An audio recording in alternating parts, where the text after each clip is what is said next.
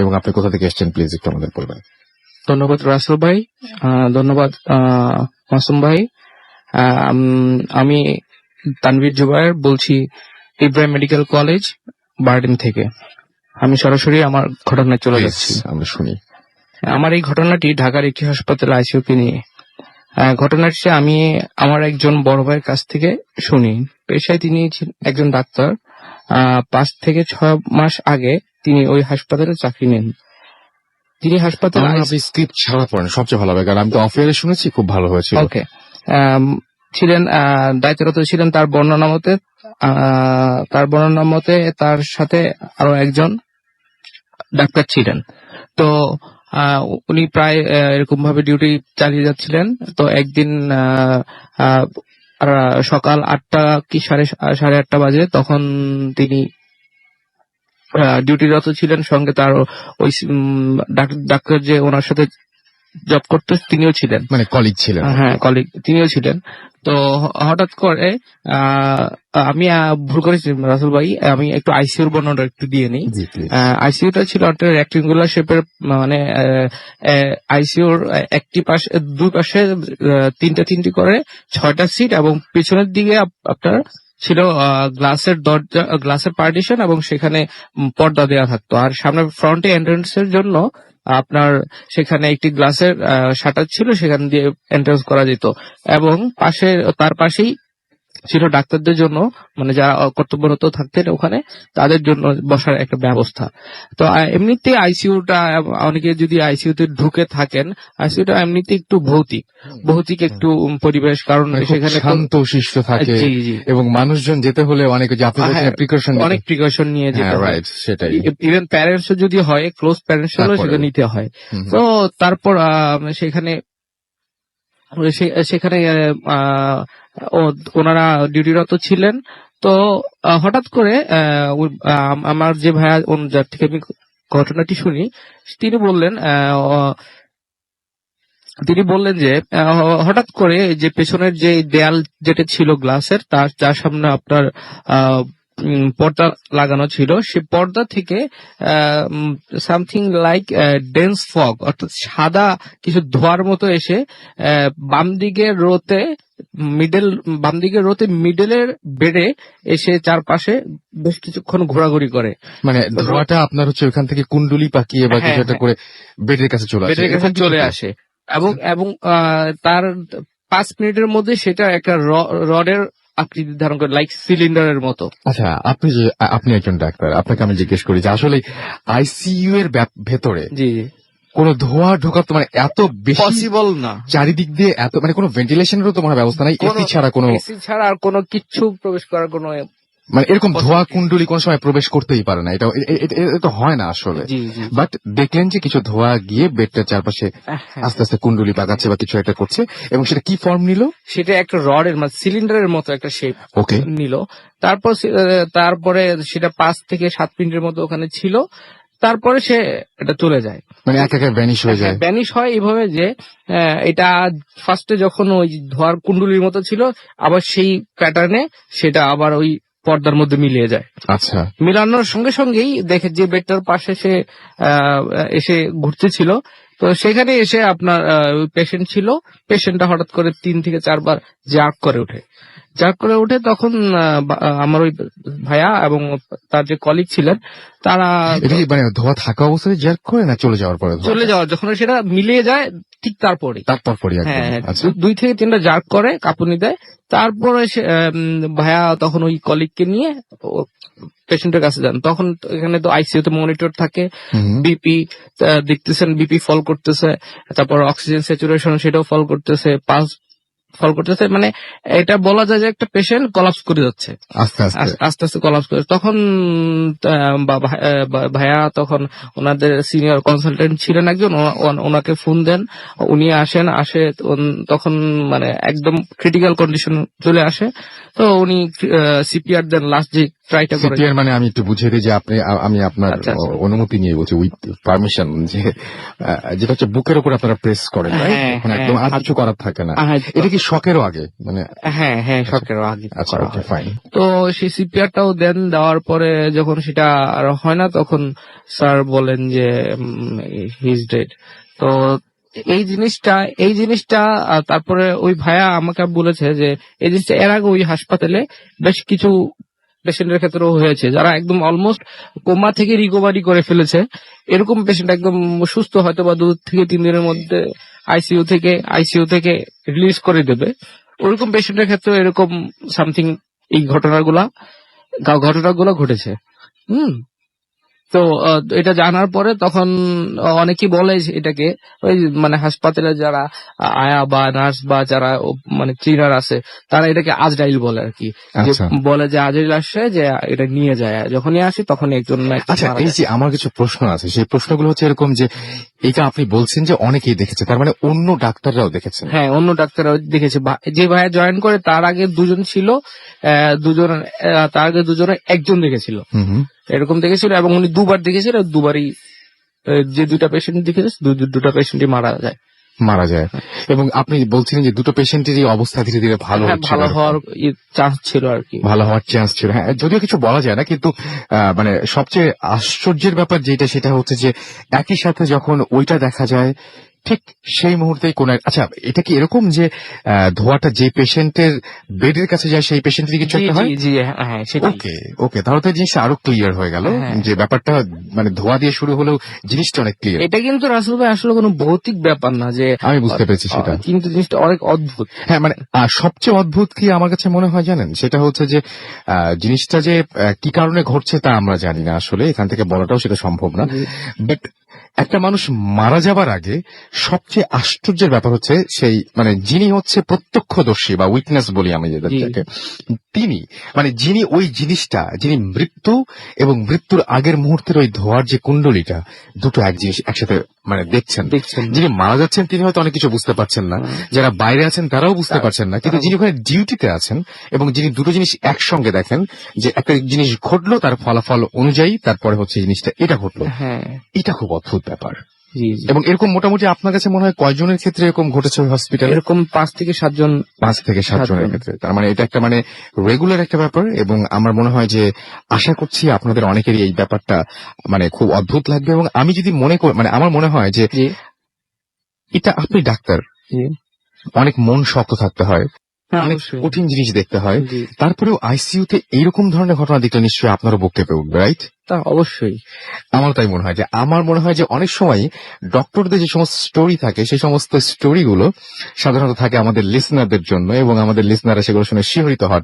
আমার মনে হয় এই ডক্টরদের এই স্টোরিটা অনেক ডক্টরদের জন্য যারা আইসিইউতে ডিউটি করেন, এবং তাদেরও হঠাৎ করে হয়তো কোনো একটা মনের ভুলে বা কোনো একটা মানে নিজের অজান্তেই হয়তো হঠাৎ করে দেয়ালে বা কোনো এক জায়গায় হয়তো কোনো একটা সময় শ্যাডো খুঁজে ফেলতেও পারেন এবং দেখেও ফেলতে পারেন সেরকম কিছু একটা।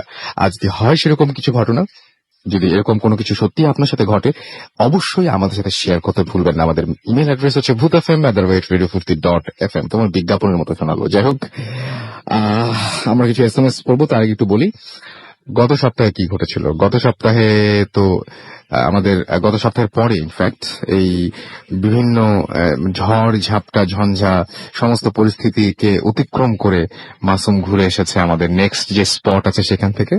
এন্ড মাসুম, আমার তো মনে হয় যে আমরা অনেক পসিবিলিটি দেখেছি ওখানে, মানে আমরা যেতে পারি, তাই না? আমরা ডেফিনেটলি আমরা সেখানে যেতে পারি, এবং নিশ্চয়ই আমাদের লিসনার যারা রয়েছেন, যারা আমাদের শুভাকাঙ্ক্ষী রয়েছেন, যারা আমাদের সাথে এতদিন ধরে ভূত এফএমের সাথে রয়েছেন, আমরা লিসনার বলবো না, আমরা বলবো ভূত এফএমের মেম্বার। সো সেই মেম্বারদের আমরা নিশ্চয়ই মানে যেসব জায়গাগুলো ভিজিট করছি, প্রথমে দিনে গেছি, দিনে নর্মাল, ওইখানে তো মানে দেখে আপনি ওইভাবে ফিল করতে পারবেন না, অনেক মানুষজন চলাফেরা করতেছে। তো একদিন দিনে দেখলাম, পরের দিন চলে আসবো, তো হরতাল, আসতে পারতেছি না, অনেক ঝামেলা। হঠাৎ মনে হলো যে রাত 9টায় বাস, 9টা কি 10টা মনে হয়। হঠাৎ মনে হলো যে সন্ধ্যা বিকেলের দিকে মনে হয়েছে যে আচ্ছা রাত্রে কেমন লাগে দেখতে এখানে। তো গেছি এবং মানে বিশ্বাস করবেন না, সন্ধ্যা 7টার পরে শুনশান, মানে আশপাশে আপনি মানে মাইলের মধ্যেও দু একটা মানুষ আপনি পাওয়া কঠিন। ফাইনালি গেলাম, আমার বুক কাঁপতেছে।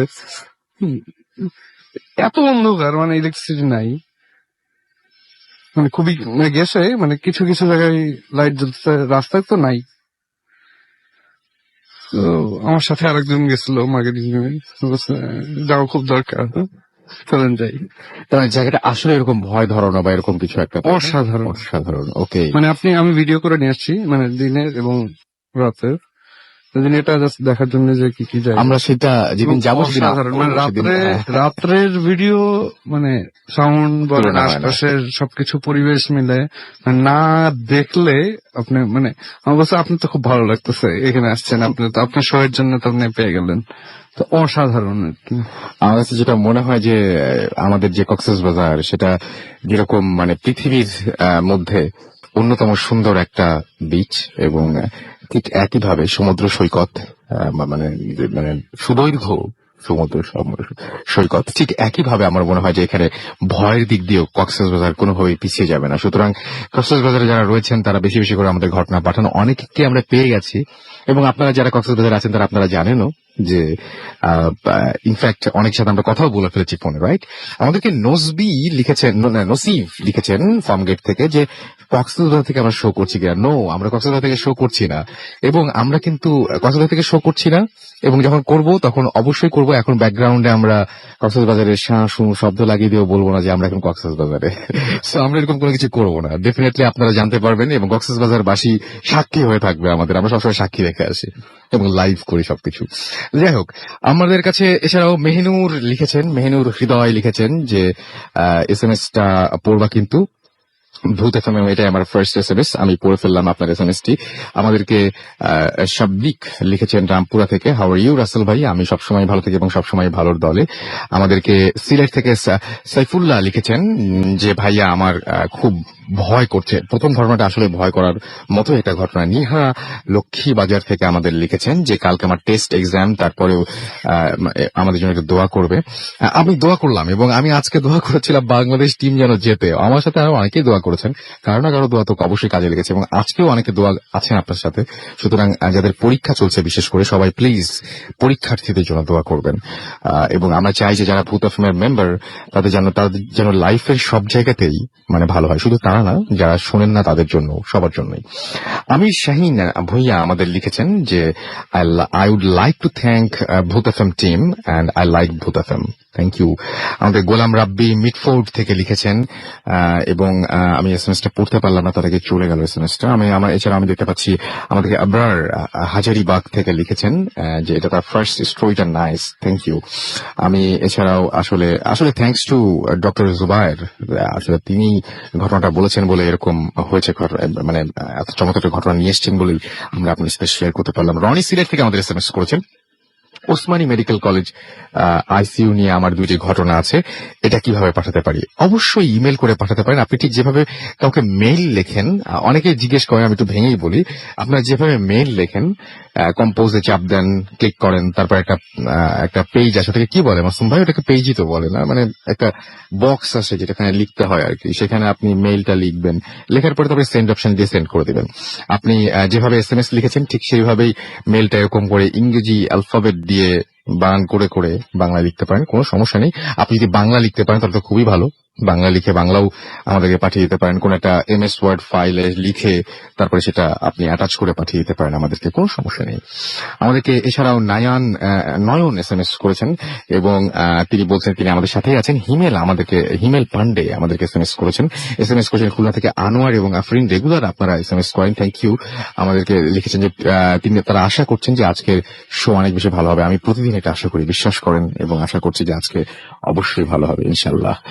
আমাদেরকে এছাড়াও এমডি সাদিক লিখেছেন যে সাদিক আল হাসান, ও মাই গড, আমি তো সাকিব আল হাসান পড়ছিলাম আজকে, আসলে সাকিব সাকিব করে সবকিছু চারিদিকে তোলপাড়, এবং আসলেই মানে কি অদ্ভুত একটা ঘটনা ঘটলো, তাই না? সেঞ্চুরি এবং সেই সাথে 10টা উইকেট, ও মাই গড। আমাদেরকে এছাড়াও হাসান SMS করছেন, হসপিটালের স্টোরিটা তার কাছে গ্রেট লেগেছে। ওকে, আমাদেরকে সার্ভার উত্তরা থেকে SMS করছেন, আরো অনেকে SMS করছেন। আপনি যদি SMS করতে চান তাহলে মোবাইলের মেসেজ অপশনে গিয়ে টাইপ করুন ফুর্তি, FORTI ফুর্তি, স্পেস দিয়ে লিখুন আপনার নাম, স্পেস দিয়ে আপনার মেসেজ পাঠিয়ে দিন 9840 নাম্বারে। আমরা পরবর্তী ঘটনায় যাব, কিন্তু ঘটনাটা যেন খুব ভালোভাবে আমরা আপনাদের সামনে নিয়ে আসতে পারি, সেজন্য একটা ছোট্ট বিরতি নিচ্ছি, যাতে পরবর্তীতে আর কোনো ঝামেলা না হয়। প্লিজ আমাদের সাথে থাকবেন, স্টে টিউনড রেডিও ফুর্তি এন্ড ডোন্ট স্টপ দ্য ফুর্তি। আচ্ছা, ওকে ফাইন, আমরা একটু একটা ঘটনায় যাব, এবং আমাদের সঙ্গে এই মুহূর্তে যিনি এসেছেন, জয়েন করেছেন, তিনি ঈদের ছুটিতে বাড়ি এসেছেন। বেসিক্যালি তিনি থাকেন দেশের বাইরে, অর্থাৎ তিনি কোথায় থাকেন, তার নাম কি সেটা আমরা শুনে নেব, এবং আপনার নামটা একটু প্লিজ বলবেন আমাদেরকে। ধন্যবাদ রাসেল ভাই, ধন্যবাদ নাসিম ভাই, ধন্যবাদ রেডিও ফুর্তি আমাকে এখানে আমন্ত্রণ জানানোর জন্য। আমার নাম মুনির, আমার দেশের বাড়ি বরিশালে। আমি দেশের বাইরে থাকি, আমি দুবাইতে থাকি। দুবাই থাকেন, ওকে ফাইন।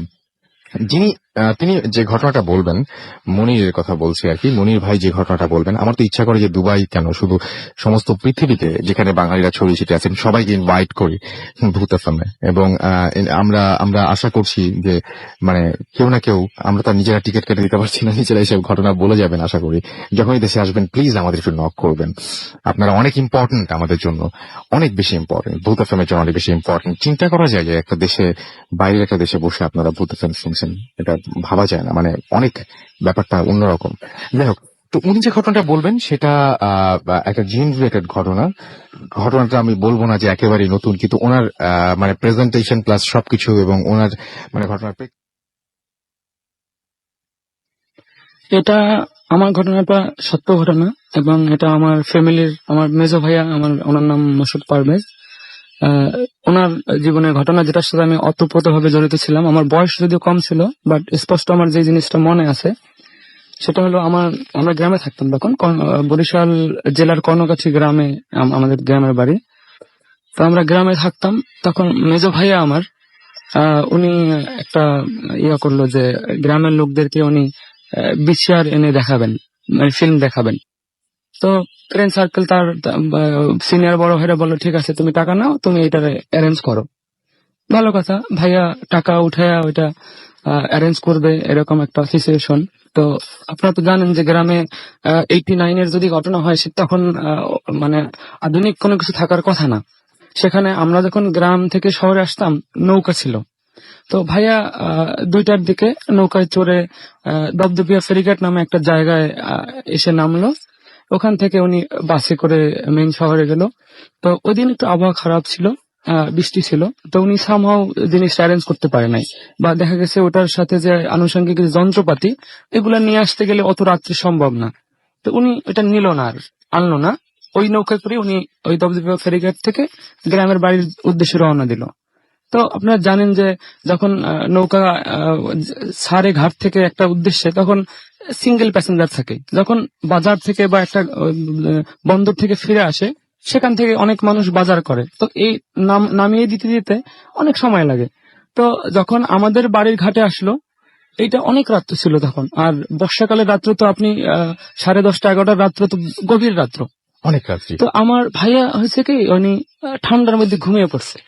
আর মাঝি ছিল, মাঝির নামটা আমি উল্লেখ করি, ওনার নাম ছিল বাঘা মাঝি। তো ওই ভদ্রলোক মনে করছে কি যে কেউ নাই, সবাইকে নামাই দিছি, বাট ভিতরে কেউ ঘুমায় আছে, উনি এটা কল্পনাই করে নাই। তো উনি নৌকা বেঁধে বাড়ি চলে গেছে। তো আনুমানিক রাত 1:30 2টার দিকে আমার ভাই তো ঘুমে নৌকার ভিতরে ছাউনি আছে। তো উনি হঠাৎ করে টের পেলো যে ওনার নৌকার উপরে কিছু পড়তেছে, আধলা টাইপের কিছু, ইটের অর্ধেকটা এরকম পড়তেছে, কিছু পানিতে পড়তেছে। তো ভাইয়া প্রচন্ড সাহসী ছিল, এখনো উনি প্রচন্ড সাহসী, এবং উনি জেদি মানুষ। আসলে আমি আমার ভাইয়ার ব্যাপারে অনেক কিছু বলতেছি, আমি ওনার ছোট ভাই, আশা করি ক্ষমা করবেন। তো যাই হোক, তো উনি বের হয়ে নৌকা থেকে বের হলেন। নৌকা থেকে বের হয়ে উনি দেখলেন যে নৌকাটা পানির মধ্যে, নদীর তীরে না। তো উনি ইসের দিকে তীরের দিকে যখন মুভ করলেন, দেখলেন যে কালো তা বিশাল দেহের একজন মানুষ ওইখানে নদীর দিকে তাকানো এবং তার হাতে ইটা, ওইটা পানিতে মারতেছে, নৌকার দিকে মারতেছে। তো উনি ভয় পান নাই, যে উনি মনে করলো যে না, আমার নৌকার ভিতরে থাকলে সেফ না, আমি বের হব। বের হয় উনি, ওনার হাতে স্যান্ডেল ছিল, চামড়ার স্যান্ডেল ছিল, ওইটা ধুইতে ছিল। আর উনি দেখতেছে যে পিছন থেকে ওনাকে কেউ পুশ করতেছে নদীতে, পানির দিকে নেওয়ার জন্য, গভীর পানির দিকে নেওয়ার জন্য। তো এটা উনি পারে নাই, সামহাও উনি ওইটাকে ক্রস করে ওই লোককে, ওই ভূত টাইপের কিছু, মানে বিশাল দেহের অধিকারী, অনেক লম্বা লম্বা পশম এবং শরীর অনেক বিশাল আকারের। তো উনি ওইটা দেখে ওইটার পাশ কাটায় উনি আসতেছিল। পাশে ছিল একটা বিশাল বড় তাল গাছ, একটা বাজার আছে আমাদের গ্রামের বাড়িতে, বাজারটার পাশে। তো আপনি তো জানেন যে গ্রামে বাজারের লোকজন অনেক রাত পর্যন্ত সজাগ থাকে, আর এই ভূত প্রেত বাতি দেখলে বা লেম কপি দেখলে সেখানে থাকে না, আসে না। তো বাজারটা যখন ক্রস করলেন, উনি কোনো কিছু অনুভব করে নাই, ওনার আগে পিছিয়ে কিছু নাই, কোনো বাতাস কিছু না। তো বাজারের পরে একটা কালভার্ট আছে, কালভার্টের পাশে একটা জঙ্গলের মধ্যে ছিল একটা বাড়ির পিছন। তো ওখানে আসার পর উনি দেখলো যে ওনার সামনে একটা বিশাল বড় বলে বিড়াল। বিড়াল অত বড় হওয়ার কথা না। তো ভাইয়া তারপরেও অতটা ভয় পায় নাই, তার মানে খুব সাহসী মানুষ। উনি হাঁটতেছে, বিড়াল সামনে হাঁটতেছে, উনি হাঁটতেছে, বিড়াল হাঁটতেছে। আর উনি ওই বিড়ালটাকে তার জঙ্গলের ভিতরে ঢুকলো, উনি আবার হাঁটতেছে। হাইটা হাইটা আমার বাবার এক বন্ধু আছে আমার, একদম নদীর সাথে ঘেঁষা ঘর ওনার। উনি সারা রাত্রি প্রায় সজাগ থাকেন। তো তার আওয়াজ পেয়ে উনি জিজ্ঞেস করলেন, এই কে? তো আমার মেজো ভাই বলতেছে, আমি মাসুদ। তুই এত রাত্রে কোথায় গেছিলি, কোথা থেকে ফিরছস? তো উনি আর জবাব দেয়নি, উনি খুব দ্রুত হাঁটতেছে। সামনে গেলে আমার এক ওই যে কি বলে, খেজুর গাছ কাটে রস রস যে বানায়, ওই ওনার গাছ পরে দিতেছিল, ভাড়া দিতেছিল। তো ওই লোকও চাদর মুড়ি দিয়ে গাছ পরে দিতেছিল। তখন লোকের আওয়াজ পেয়ে বলছে, কে এখানে কে? বললাম, আমি মাসুদ। কোন মাসুদ? আমি খানবাড়ির মাসুদ। তো উনিও জিজ্ঞেস করলো, কি ব্যাপার, তুমি এত রাত্রে কোথায় ছিলা, কোথা থেকে আসলা? কোনো জবাব না দিয়ে উনি হাঁটতেছে। তো নদীর পার থেকে আমাদের বাড়ি, একটা বাড়ির পরে আমাদের বাড়ি, আর নদীর পার এর মাঝখানে একটা জঙ্গল আছে। যখন উনি জঙ্গলটা মানে ক্রস করতেছে, তো তখন দেখলো একটা কাঠবিড়ালি টাইপের কিছু। সেটাও কাঠবিড়ালির চাইতে কাঠবিড়ালির লেজটা অনেক বড় হয়, সেটা আমরা স্বাভাবিক জানি, কিন্তু কাঠবিড়ালি অনেক বড়, লেজটা অনেক বড়। তো উনি অনেক চেষ্টা করতেছে যে আরে আমার ডিস্টার্ব করতেছে, পথের মধ্যে আটকাইতেছে। উনি ভয় পাইতেছে না, আমি জানি না কি জন্য, উনি অনেক অনেক সাহসী। তো ওইটার লেজ ধরার উনি চেষ্টা করতেছে যে আমি একটা আছাড় দেবো, আমাকে ডিস্টার্ব করতেছে বারবার। তো উনি আর পারে না, এই এই এই খেলতেছে ওনার সামনে পিছে, এই বামে ডানে। তো এর মধ্যে উনি বাড়িতে পৌঁছে গেছে। বাড়িতে পৌঁছে ওনার এক ফ্রেন্ড ছিল আমাদের বাড়িতে, ওনার বাড়ি ভোলা, ওনার নাম সিদ্দিক ভাই। তো নক করার সাথে সাথে উনি দরজা খুললো। আরে মাসুদ ভাই, আপনি এত রাত্রে কোথা থেকে আসলেন? আপনি তো বরিশাল গেছেন, মানে শহরে গেলেন, এখন এত রাত্রে কোথা থেকে আসলেন? বলছে, ভাই আমি আসছি, নৌকায় ঘুমিয়ে পড়ছিলাম, তো আমার আসলে খেয়াল ছিল যে রাত্র কয়টা বাজে। বলছে, রাত্র 3টা বাজে, আপনি এখন ফিরছেন, ঘুমাই থাকতেন, অসুবিধা কি? তো ওনাকে আর কোনো হিস্টোরি সে বলে নাই। ক্ষুধা লাগছিল প্রচন্ড, ওই আমার আম্মা হাঁস রান্না করছিল, রুটি পিঠা, উনি খুব মজা করে ওইটা খাইছে, রাত্রে খাইয়ে ঘুমিয়ে পড়ছে। ঘটনাটা আমরা জানি হলো পরের দিন। আমি ঘরের সবাই ছোট, আমরা 4 ভাই 2 বোনের মধ্যে। তো দেখতেছি আমার মেজো ভাই পেটের ব্যথায় খুব মানে কাতরাচ্ছে। কখন এটা? পরের দিন মাগরিবের পর পর। মাগরিবের পরে সারাদিন কোনো কিছু সমস্যা হয়নি? কোনো সমস্যা নাই, সে তার নিজের মতো চলছে ফিরছে। হঠাৎ করে এই সন্ধ্যার দিকে উনি খুব মানে পেটের ব্যথায় করতেছে। তো ওই 8টা 8:30টার দিকে সম্ভবত আমার আব্বু আসছে অফিস থেকে। তো আব্বু জানে যে উনি এরকম টাকা অ্যারেঞ্জ করে শহরে গেছে, এই বিসিআর আনবে, এই সেই। তো আব্বু ভীষণ রাগ করছে যে তুমি স্কুল রাইখা, কলেজ রাইখা তুমি এগুলো করে বেড়াবা, যাও, আমার ঘরে কোনো কান্নাকাটি নেই, বেরাও তুমি এখনই। তো এটা ভাইয়ের একটু লাগছে যে আমি পেটে ব্যথা আমার, আর আমার আব্বু আমার সে মানে কোনো পথ বাতলাইতেছে না, অথচ আমার ইয়া করতেছে। উনি ঘর থেকে বের হয়ে গেছে। তো অনেকক্ষণ পরে, আধা ঘন্টা পরে আম্মু বলতেছে, মানে দেখো তো ও কই, ওরে ডাইকে নিয়ে আসো, কিছু খায় নাই, আর পেট ব্যথা। তো পেট ব্যথা তো এমনিতে সারবে না, কোনো ট্রিটমেন্ট করতে হবে। তো আমি আর আমার বন্ধুর ভিতরে যে ছোট পারবিন আপু, তো আমরা ওখানে যাই। তো আমাদের বাড়ির পাশে একটা রাস্তা আছে নদীর পাড়ে যাওয়ার জন্য। তো ওই রাস্তায় গিয়ে উনি বসে আছে, বসে বসে একলা একলা গান গাইতেছে। তো আশ্চর্যের বিষয় রাসেল ভাই, যেই গান আমি কখনোই আজকে পর্যন্ত আমি মেজো ভাইকে কোনোদিন গান গাইতে শুনি নাই, এবং কোন গান সে যে শেষ শুরু থেকে শেষ পর্যন্ত পারে এটা অলৌকিক বিষয়, আমার ধারণা ছিল না। সে একটা গান গাইতেছে মানে এত সুন্দর করে, আপনি কোনো সুর টুর সব ঠিক আছে। হ্যাঁ মানে এত সুন্দর ভাবে আমি আশ্চর্য হয়ে গেছি। ছোট মানুষ ছিলাম যদিও, কিন্তু আমার কানে বাজতেছে কি, তখনই আমার জিনিসটা আশ্চর্য মনে হয়েছে, কিছু একটা হইতেছে এখানে। তো আমি গেছি পরে সে আমাকে বললো, আরে ভাইয়া তুমি এখানে কেন? রাত এই দুপুর এখন 11টা 11:30 বাজে, তুমি স্কুলে যাবো না? জলদি স্কুলে যাও, আম্মু কিন্তু মারবে। তখন আমি ভয় পেয়ে গেছি যে কি ব্যাপার, রাতের বেলায় কেন? রাত বাজে এখন 11টা, 10টা 11টা, এখন উনি কেন স্কুলের কথা বলবে? সেই আমার আপুকেও সেটাই বলতেছে, কি ব্যাপার, তোমার প্রাইভেট আছে, তুমি স্কুলে যাও না, এখানে আসছো দুইজন, যাও জলদি ঘরে যাও, আম্মু কিন্তু মারবে। আমি বলছি ভাইয়া তুমি বাড়িতে চলো, আম্মু আমাদের পাঠাইছে তোমাকে নেওয়ার জন্য। তো এইভাবে 1-2 করে করে মানুষ শুনতেছে আর ভিড় হইতেছে। তো আমার একটা কাজিন আছে জলিল ভাই নাম, তো উনি অনেক সিনিয়র, উনি গিয়ে খুব ধাবার দিল, এই তুই এখানে কি করতেছিস, ফাজলামি শুরু করছো না, চল বাড়িতে চল, আম্মা তোর জন্য বসে আছে। উনি উঠা কোনো একটা ধাওয়া দিল। ধাওয়া মানে কি সেটা মনে করেন 120-30 কিলোমিটার বেগে। উনি মানে হতাশ হয়ে গেছে যে এই ছেলে এত শক্তি কোথায় পাইল।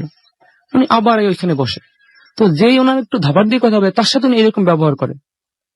একটা জিনিস আমরা সবচেয়ে বেশি লক্ষ্য করলাম যে উনি এতগুলো যে কথা বলতেছে, যা কিছু করতেছে না, চোখ বন্ধ। সবচেয়ে এখন পর্যন্ত আশ্চর্যের বিষয় দেখুন। তো একটা সময় উনি দেখলো যে অনেক ভিড় হয়ে গেছে, সবাই এসে এরকম ধাবার দিতেছে, চলো বাড়িতে চলো, তুমি এখানে কি করতেছো, এইগুলা কি গান গাইতেছো। তো উনি ওইখান থেকে উঠা, তখন ছিল সম্ভবত চৈত্র মাস, ওই ধানের যে ছিল, জমি ছিল, ধান ছিল না, জমিতে পানি ছিল না, ফাইটা একদম চৌচির হয়ে গেছে, এরকম একটা ক্ষেত আর কি আমাদের বাড়ির সামনে। উনি ওই চরের মাঝখানে গিয়ে দাঁড়াইছে। ওইখানে গিয়া সে এলো হেলিকপ্টার উইংস যেরকমের, হাত দুইটা দুই দিকে প্রসারিত করে উনি দাঁড়িয়ে গেছে। এখন আমাদেরকে সবাইকে বলতেছে যে তোমরা সার্কেল করো, আমার পাশে কেউ আসবা না। তো সে 100 মিটার একটা সার্কেল হইলো, পিছন দিকে না। উনি যেটা বলছে হাতের ইশারা, এই ডান হাত বাম হাতের পিছনে কেউ যাইতে পারবে না। রাসেলের সবচেয়ে আশ্চর্য বিষয় হলো তার চোখ বন্ধ। এই 100 মিটার, আমি বললাম মাইপে তো দেখে নাই, এটা একটা আন্দাজ। 100 মিটার্সের এই তার ডান হাত বাম হাতের সামনের দিক থেকে যদি কেউ চুল পরিমাণ হেলে, তার নাম সে বলে দিতেছে, তার চোখ কিন্তু বন্ধ। আস্তে আস্তে জিনিসটা আমাদের কাছে খুব ভয়ানক মনে হইতেছে, মানুষজন জড়ো হইতেছে, কি করা যায় কি করা যায় কি করা যায়, বাট কোনো কিছুতে কিছু হইতেছে না, এবং আস্তে আস্তে আরো ভয়ানক হইতেছে। তো সবাই তার ফ্রেন্ড সার্কেল চিন্তা করলো ফাইজলামি শুরু করছে, পরে আমরা মানে পাচা কুলে করে জবরদস্তি করে ওরা নিয়ে যাবো ঘরের মধ্যে। তো একবার চেষ্টাও করলো, বাট সেটা করতে পারে নাই। তার শক্তি মনে হয় 10%, মানে 10 জনের মতো দ্বিগুণ হয়ে গেছে, 10 জনের মতো শক্তি সে একা পাইতেছে, এরকম অবস্থা। ওনাকে ধরলো, মানে মাসির মতো ছিটে গেল সব লোক। তো এইভাবে করতে করতে আমার আম্মা শুই না দৌড়ে আসে দেখে যে না, অবস্থা খুব খারাপ। আম্মা তো কান্নাকাটি করতেছে, এর ভিতরে যে মানে শত শত লোক। এটা মানে আমি তখন তো এরকম আধুনিক যুগ ছিল না, যে আমরা ভিডিও ছিল না বা ক্যামেরা ছিল না, অনেক লোকে লোকারণ্য। তো আমার আম্মা এখানে যাওয়ার সাথে সে বুঝে ফেলাইছে, সে বলতেছে মা আপনি এখানে আসেন। সে আম্মাকে নিয়ে তার ডান হাতের নিচে, আমার আম্মা একটু শর্ট, তো ডান হাতের নিচে দাঁড় করাই রাখছে। তো আম্মা তো অনেক দোয়া দরদ করতেছে, কিন্তু কোনো কিছু হইতেছে না। সব মানুষ এখন টেনশনে পড়ে গেছে যে কি করা যায়, এর যে অবস্থা। তারপর আমরা হ্যাজাক লাইট যেটা বলে গ্রামের বাড়িতে, যে পাম্প দিয়ে একটা জ্বালায়, ওইটা নিয়ে আসা হয়েছে। পুরা মানে মাঠ এখন আলোকিত, মাঝখানে উনি দাঁড়ানো, এরকম উইংস হাত রাখা, মানে এই করে। তো আপনি বলছিলেন যে পাখার মতো, মানে প্লেনের ডানার মতো, মানে হ্যাঁ। এবং সেটা 1-2 মিনিট না, 10 মিনিট না, ঘন্টার পর ঘন্টা, মিনিমাম 2 থেকে 3 ঘন্টা এরকমের। একটা বার সে হাতটা নিচে নামাইলো না বা কোথাও হিলাইলো না। তো এখন আম্মু খুব টেনশনে পড়ে গেছে, সবাইকেই মানে দূর থেকে ইশারা করতেছে যে তোমরা এটা করো সেইটা করো, কিন্তু কেউই জায়গা থেকে হিলতে পারতেছে না। যেই হিলতেছে তাকেই উনি নাম বলতেছে। সবচেয়ে আশ্চর্যের বিষয়, ওনার চোখ কিন্তু বন্ধ। একবার চেষ্টা করলো পিছন থেকে 4-5 জন গিয়ে একটা গামছা দিয়ে ওনার চোখ বেঁধে ওনাকে ফেলে দেবে, এরকম একটা।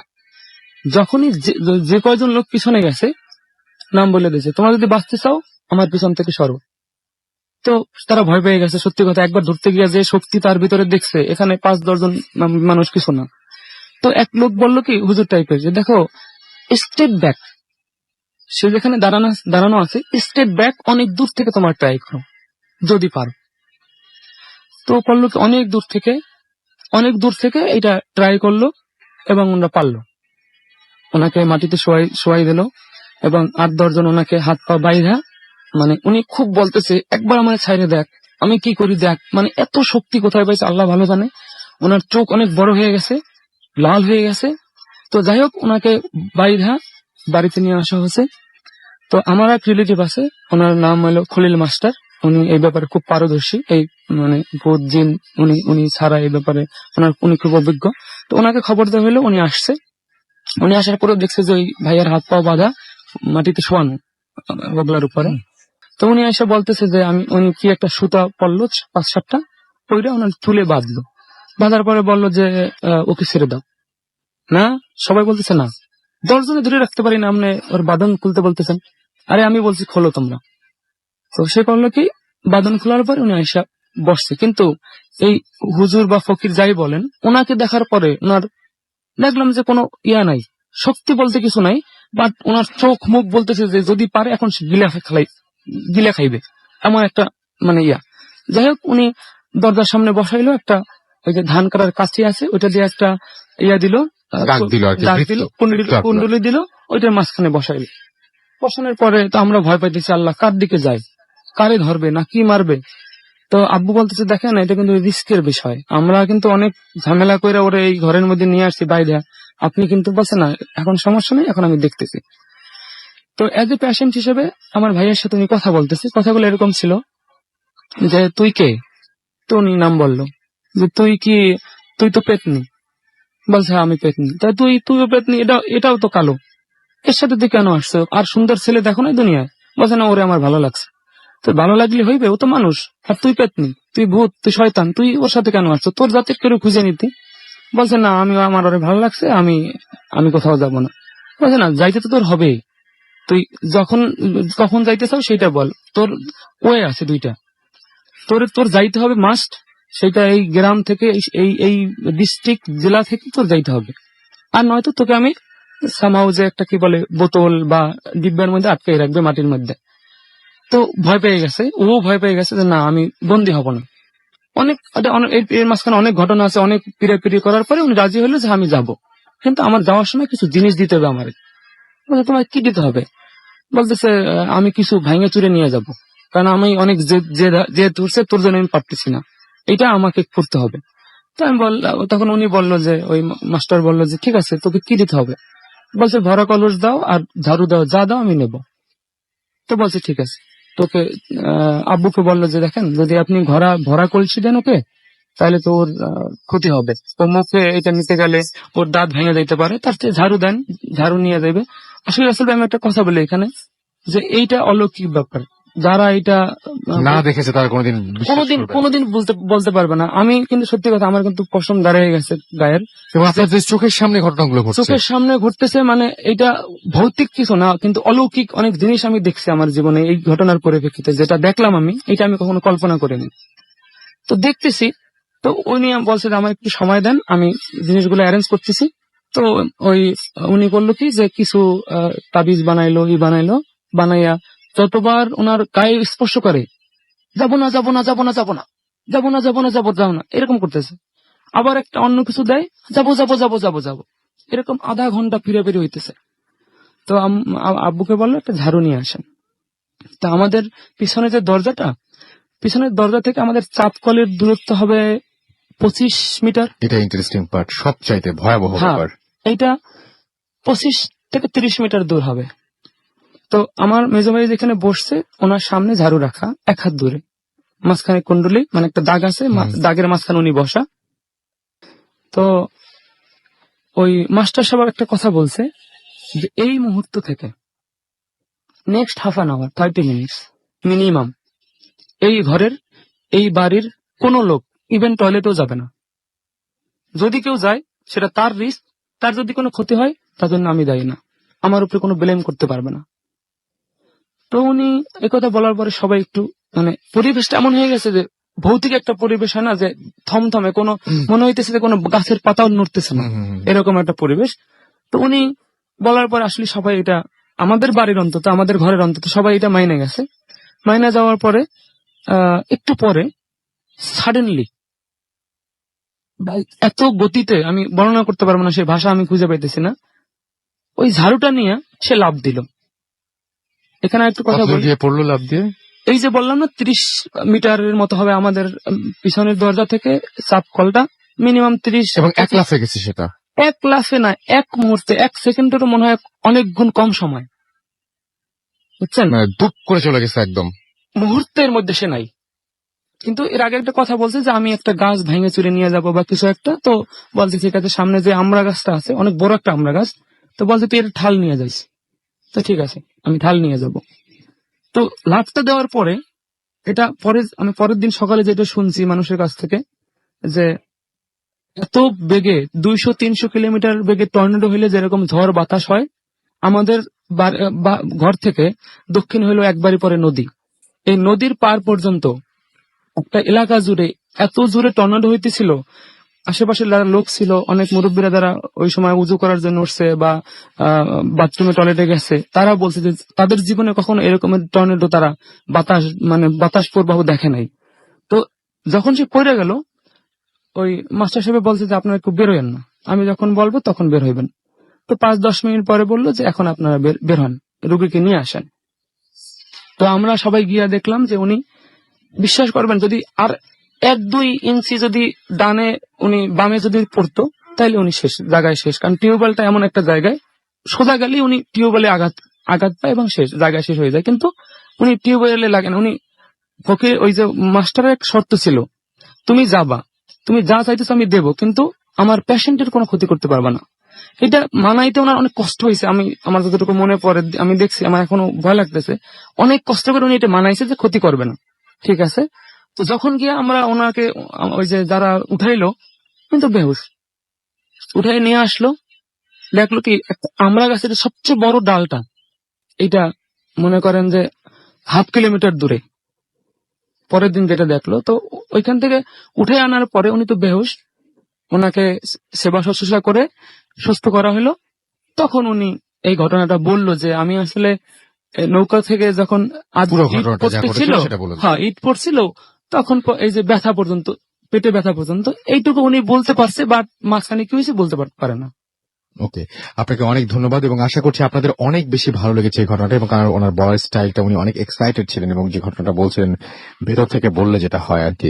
যাই হোক, অনেকে SMS করছেন আমাদেরকে। সাদি লিখেছেন ফুর্তি অ্যাপ ভূত FM শুনছি শ্রীমঙ্গল থেকে, থ্যাংক ইউ সো মাচ। আমাদেরকে মুক্তি খিলগাঁও থেকে লিখেছেন আমিয়া এবং আমার হাজবেন্ড একসাথে ভূত FM শুনছি, আপনাদেরকে অনেক ধন্যবাদ। আনন্দ রাজশাহী থেকে লিখেছেন আজকে আমার SMS পড়া হবে ভাইয়া, না আজও না আপনার SMS পড়া হয়ে গেছে। অ্যানি আমাকে SMS করেছেন, আলিফ খান আমাদের ঠাকুরগাঁও থেকে SMS করেছেন, ফার্স্ট স্টোরিটা অনেক ভালো লেগেছে তাই লিখেছেন, এবং আমাদেরকে অ্যানি লিখেছেন যে এটা তার প্রথম SMS। টুলু আমাদের লিখেছেন যে this is my first SMS to Bhoot FM। আমাদেরকে তানভীর কিশোরগঞ্জ থেকে লিখেছেন যে এটা তার ভেরি ফার্স্ট SMS। আমাদেরকে এছাড়াও খুলনা থেকে আনোয়ার এবং আফরিন লিখেছেন রাসেল ভাই আমরাও ভালোর দলে। মারুফ উত্তরা 12 থেকে লিখেছেন আমরা 2 ফ্রেন্ড, তারা একসাথে অনেকদিন পরে ভূত FM শুনছেন একসাথে।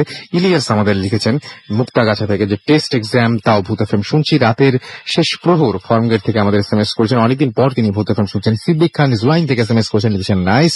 ইমরান লিখেছেন হ্যালো রাসেল ভাই, জেএসসি এক্সাম দিচ্ছি, প্লিজ আমার জন্য দোয়া করবেন, ডেফিনেটলি আপনার জন্য দোয়া থাকবে। রিদ আমাদের লিখেছেন যে মর্গ নিয়ে কোনো ঘটনা নাই, ডেফিনেটলি আমি আপনার এই চাহিদাটা জানিয়ে দিলাম আমাদের যে সমস্ত ডাক্তার লিসনাররা রয়েছেন, এবং ডেফিনেটলি কেউ না কেউ নিয়ে আসবেন ইনশাল্লাহ। এর আগে কিন্তু বেশ কয়েকটা হয়েছে, আপনারা শুনেছেন কিনা আমি জানি না। পলাশ, তুষার, সুমন, সাদ্দাম, আমির আমাদের SMS করেছেন। আমাদেরকে চকলেট অভি SMS করেছেন নারায়ণগঞ্জ থেকে। বিনয় আমাদের SMS করেছেন সিলেট থেকে। কিছু ফেসবুকের SMS পড়ে ফেলি, ফেসবুকের পোস্ট পড়ে ফেলি, কমেন্ট যেটা করেছেন। খালিদ আমাদের এসএমএস করেছেন, লিখেছেন আজকে জটিল হচ্ছে আমাদেরকে। এছাড়াও সুকান্ত বিশ্বাস শুভ লিখেছেন চরম লাগছে। আলমগীর হুসাইন শাহিন আমাদের লিখেছেন একটা আচ্ছা আচ্ছা তার প্রসঙ্গটা অবশ্য অন্য, সেটা অবশ্যই এই শো এর সাথে কোনোভাবে রিলেভেন্ট না, আপনারা দেখে নিন। সাইমা তাবাসসুম আমাদের এসএমএস করছেন শুনছেন খুব ভালো লাগছে তার কাছে। একলা পথিক লিখেছেন এটা কি রিয়েল? হ্যাঁ অবশ্যই, যে পেজটাতে আপনি লিখছেন এটাই রিয়েল পেজ। আমাদেরকে সাব্বির খান লিখেছেন ফার্স্ট স্টোরি চরম। আমাদেরকে এছাড়াও আরো অনেকেই লিখছেন, আপনি যদি লিখেছেন তাহলে চলে যান www.facebook.com/radio.furti অথবা www.facebook.com/bhutfm.russell, এই দুটো অ্যাড্রেস চলে যাবেন। এসএমএস করতে তো আপনার নিয়ম জানেনই, আপনাদের মোবাইলের মেসেজ অপশনে টাইপ করুন ফুর্তি FORTI ফুর্তি, স্পেস দিয়ে লিখুন আপনার নাম, স্পেস দিয়ে আপনার মেসেজ পাঠিয়ে দিন 9840 নম্বরে। আপনার বাসার যে চিলেকোঠা রয়েছে সেই চিলেকোঠায় ঘটতে পারে কোনো আজব ঘটনা, সেরকম একটা ঘটনা আমাদের আজকের এপিসোডে রয়েছে। আপনার বাসার আপনি কোনো একটা হোটেলে থাকতে গেছেন, শীতের সময় অনেকে বাইরে যাবেন, ঢাকার বাইরে যাবেন বা বিভিন্ন শহর থেকে যাবেন বিভিন্ন টুরিস্ট স্পটে, এবং সেখানে গিয়ে দেশের বাইরে হোক দেশে হোক হোটেলে থাকবেন। সেই হোটেলে যদি কেউ একজন নক করে, না আর বেশি কিছু বলবো না, সেরকম একটা ঘটনা আমার কাছে রয়েছে। ঠিক একইভাবে রয়েছে আরো বেশ কিছু ঘটনা, যে ঘটনাগুলো অবশ্যই মানে স্পাইন চিলিং কিছু এক্সপেরিয়েন্স আপনারা শুনতে পারবেন আজকে ভূত এফএমে। এবং এখন যেটা শুনবেন, প্রথম স্টোরিটা এত প্রশংসা করছেন, তো প্রথম স্টোরির বেশ একটু কাছাকাছি আরো একটা ঘটনা, মানে আজকে একটা ডাবল ডোজ হলে মনে হয় খারাপ হয় না, তো একটা ডাবল ডোজ আমরা দিয়ে দিই। মাসুম একটা ডাবল ডোজ দিয়ে দিই। সো আমরা আরেকটা ঘটনা যাবো, তবে তার আগে মাফ করবেন ছোট একটা বিজ্ঞাপন বিরতি। স্টে টিউনড ফর রেডিও ফুর্তি এন্ড ডোন্ট স্টপ ফুর্তি। The night comes alive with Graminphone.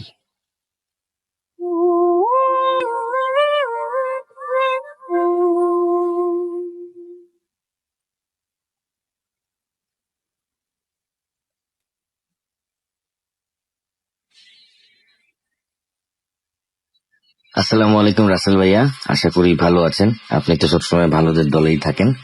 আমি আছি আলহামদুলিল্লাহ। আমি খুলনা থেকে নাফিস বলছিলাম। তো আমি সরাসরি গল্পে চলে যাচ্ছি। আমাদের এটা আসলে খুলনারই একটি কাহিনী, আমার বন্ধুর জীবনে ঘটে যাওয়া একটি কাহিনী। তো গল্পটি আমি শুনেছিলাম আরো 4 থেকে 5 বছর আগে, এবং এই গল্পটির সময়কাল হচ্ছে 2005-06 এরকম হতে পারে, বাট আমার আসলে সালটা ঠিক মনে পড়ছে না। আমি আসলে মানে ওই সময় কিউরিসিটির বশবর্তী হয়েই আমরা আসলে গল্পগুলো বলেছিলাম, এবং যার যার গল্প ছিল সবগুলি বলা হয়েছিল। তো তার মধ্যে থেকে এই গল্পটি আমার বেশ নাড়া দিয়েছিল। আসলে গল্পটি ভৌতিক কিনা আমি জানি না, তবে এটার কোনো এক্সপ্লেনেশন এখন পর্যন্ত আমরা পাইনি, তো আমার বন্ধুটিও এখনো পাইনি। আমি সঙ্গত কারণে ওর নাম বলছি না। ওদের বাড়িটা বেশ পুরাতন ধরনের, এটা 1960s এর একটা বাড়ি। তো ওর দাদার করা বাড়িটি ছিল, ওরা ওখানেই বসবাস করে। একতলাটিতে অর্থাৎ ফার্স্ট ফ্লোরে সবসময় ভাড়াটিয়া ছিল, সেকেন্ড ফ্লোরে ওরা থাকতো। তো ভাড়াটিয়ার লাস্ট যখন এই ঘটনাটি ঘটে, তখন ওদের বাসায় একটা হিন্দু পরিবার ছিল ভাড়াটিয়া হিসেবে, আর ওরা থাকতো দোতলাতে। হিন্দু পরিবারের সাথে ওর বেশ সখ্যতা ছিল। ও পরিবারটির যে কর্তাটি ছিলেন তার সাথে বেশ গল্প টল্প করতো, যার কারণে যাতায়াত বেড়ে যায়। তো হঠাৎ করে একদিন দুপুর বেলায় ও বারান্দায় দাঁড়িয়ে, নিচে বারান্দায় দাঁড়িয়ে যখন গল্প করছে, কি ভাবতে যেন মনে আসলো, লোকটা যদি এই মুহূর্তে মারা যায় তাহলে এই পরিবারটিকে কে দেখবে? কারণ ওই সময় তার একটি ছেলে ছিল যে স্কুল পড়ুয়া, এবং মেয়েটি ছিল সবেমাত্র এসএসসি পাশ করেছে। তো আসলে উপার্জনক্ষম কেউ ছিল না। তো ওর কেন জানি এটা মনে আসলো। আর এখানে বলে রাখছি, আমি দুঃখিত, আমি আসলে ভুলে গিয়েছি যে মানে ওই সময় লোকটি কি ব্যবসা করতো। তবে উনি একটা ব্যবসা করতেন, এটা আমার এখনো মানে মনে পড়ছে যতদূর বলেছিল। তো এই মনে হওয়ার কারণে 2 দিন ধরে ওর মনের মধ্যে খুব মানে এই কথাটি বারবার মনে আসছিল যে লোকটি যদি মারা যায় তাহলে পরিবারটির কি হবে। এইগুলো যখন মনে আসলো, কেমন যেন একটু অস্থিরও ফিল করছিল। আসলে কেন এটা মনে আসছে, ওর তো মনে আসার কোনো কারণ নেই। তো একদিন রাতে আর কি, তার 2 থেকে 3 দিন পরে রাতেও যখন ঘুমাতে যায়, ও আসলে ওর ঘুম খুবই পাতলা। তোর মাও ওর রুমে কখনো ঢোকে না, যে ঢুকলে হয়তো বা দরজার শব্দে ওর ঘুম ভেঙে যাবে, তখন ও আবার হয়তো রাগ করতে পারে, এই জন্য মাও কখনো ঢুকে না। তোরা ও রাতে সাধারণত দরজাটা আটকানো ভেরানো থাকে, কিন্তু আলোটা যেন না আসে, যেন পর্দা টানা থাকে। তো রাতে এরকম ঘুমিয়েছে অ্যারাউন্ড 2 বা 3টের দিকে, এরকম মাঝামাঝি সময় আর কি, ওর একটা শব্দে ঘুমটা ভেঙে যায়। তো মানে পাশ ফিরে তাকিয়ে দেখে যে ওর ভেরানো দরজাটা একটু ফাঁকা হয়ে গেছে, এবং একটা কালো অবয়বের একটা কিছু ঘরের ভিতরে ঢুকছে। তা ও ঘুম যেহেতু ভেঙেছে, ও ভেবেছে প্রথমে ওর মা। ও তারপরে ওইটার দিকে মা ভেবে আবার ভালো করে তাকায় আন্টির কথা ভেবে। তো তাকানোর পরে দেখে যে আসলে এটা ওর বাবাও না বা ওর মাও না, এটা একটা অবয়ব, এবং মনে হচ্ছে যে এটা হাঁটছে না, ভেসে ভেসে যাচ্ছে। এই জিনিসটি আস্তে আস্তে ওর রুমে ঢোকে এবং ঢোকার পরে দরজাটি আবার ভিড়ানো হয়েছে, দরজাটি আপনা আপনি ভিড়ে যায়। তারপরে ও খেয়াল করতে থাকে যে এটা আসলে কি হচ্ছে, ও কি ঠিক দেখছে না ভুল দেখছে। তো ইন দ্য মেইন টাইম ও চিন্তা করে যে একটা চিমটি কাটি, যে আসলে ঘুমিয়ে আছি নাকি স্বপ্ন দেখছি, একটু চেক করা দরকার। তো নিজের গায়ে নিজে চিমটি কেটে দেখে না, ও তন্দ্রাচ্ছন্ন বা ইয়েটা নেই, ও জেগেই আছে। এরপরে দেখে যে ওই ছায়াটি আস্তে আস্তে ভেসে ভেসে ওর পড়ার টেবিলের কাছে গেল। এখন এখানে বলে রাখি, পড়ার টেবিলটি যেখানে ওর রাখা ছিল তার নিচেই ছিল এই হিন্দু পরিবারে যে কর্তাটি থাকেন তাদের সবার যে খাটটা, সেটা। তো ওখানে কিছুক্ষণ ওটা অবস্থান করে। এই মুহূর্তে ও আর কি, তখন ওর আর কিছু বলার ভাষা নেই বা চিল্লানোর ভাষা নেই বা কিছু বলার কোনো প্রতিক্রিয়া দেখানোর মতো কোনো শক্তি ওর শরীরে ছিল না, যে ওটা কি দেখছে ও আসলে নিজেই বুঝতে পারছে না। তো জানালার আবছা আবছা আলোতে দেখলো যে ওই অবয়বটি ছাদ ভেদ করে নিচের তলায় চলে গেল। এবং এটা দেখার পরে ও চিন্তা করলো যে আসলেই কি সত্যি কিনা। ও তখন উঠে গিয়ে ওখানে দাঁড়ালো, দাঁড়িয়ে দেখলো যে আসলে না, এখানে তো কোনো ওরকম কিছু নেই, ওটা আসলে ভেদ করে চলে গেছে। তার ও পর্যন্ত আসলে ও ঠিক ছিল জিনিসটা, যে আসলেই হয়তো কিছু ভেদ করে গেছে, অথবা ও কোনো অন্য কিছু দেখছে। 5 থেকে 7 মিনিটের মধ্যেই নিচের থেকে খুব জোরে জোরে কান্নার শব্দ আসতে শুরু করে। ও ততক্ষণে আবার শুয়ে পড়েছিল ওর বিছানায়। এর মধ্যে ওর বাবা এসে ওকে ডাক দেয় যে তুমি আসো, নিচে চলো, নিচে মনে হয় কোনো সমস্যা হয়েছে। ও আর ওর বাবা দৌড়ে নিচে যায়, গিয়ে দেখে যে সেই হিন্দু পরিবারের সেই কর্তাটি খুব ছটফট করছে এবং সে নিঃশ্বাস নিতে কষ্ট হচ্ছে, পানি খাওয়ানো হচ্ছে। অ্যাম্বুলেন্স কল করা হলো, কিন্তু আসলে অ্যাম্বুলেন্সে নিয়ে যে যাবে মেডিকেল কলেজ পর্যন্ত, সে পর্যন্ত আসলে উনি সময় দিলেন না, উনি পথিমধ্যেই আর কি মারা যান।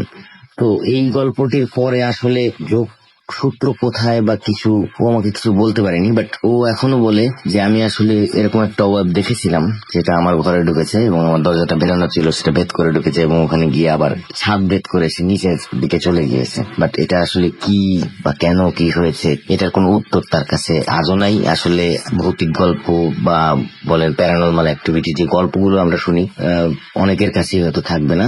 তো আশা করি ভালো লেগেছে। থ্যাংক ইউ রাসেল ভাইয়া, thank you all. Bhoot FM. The night comes alive with gramophone.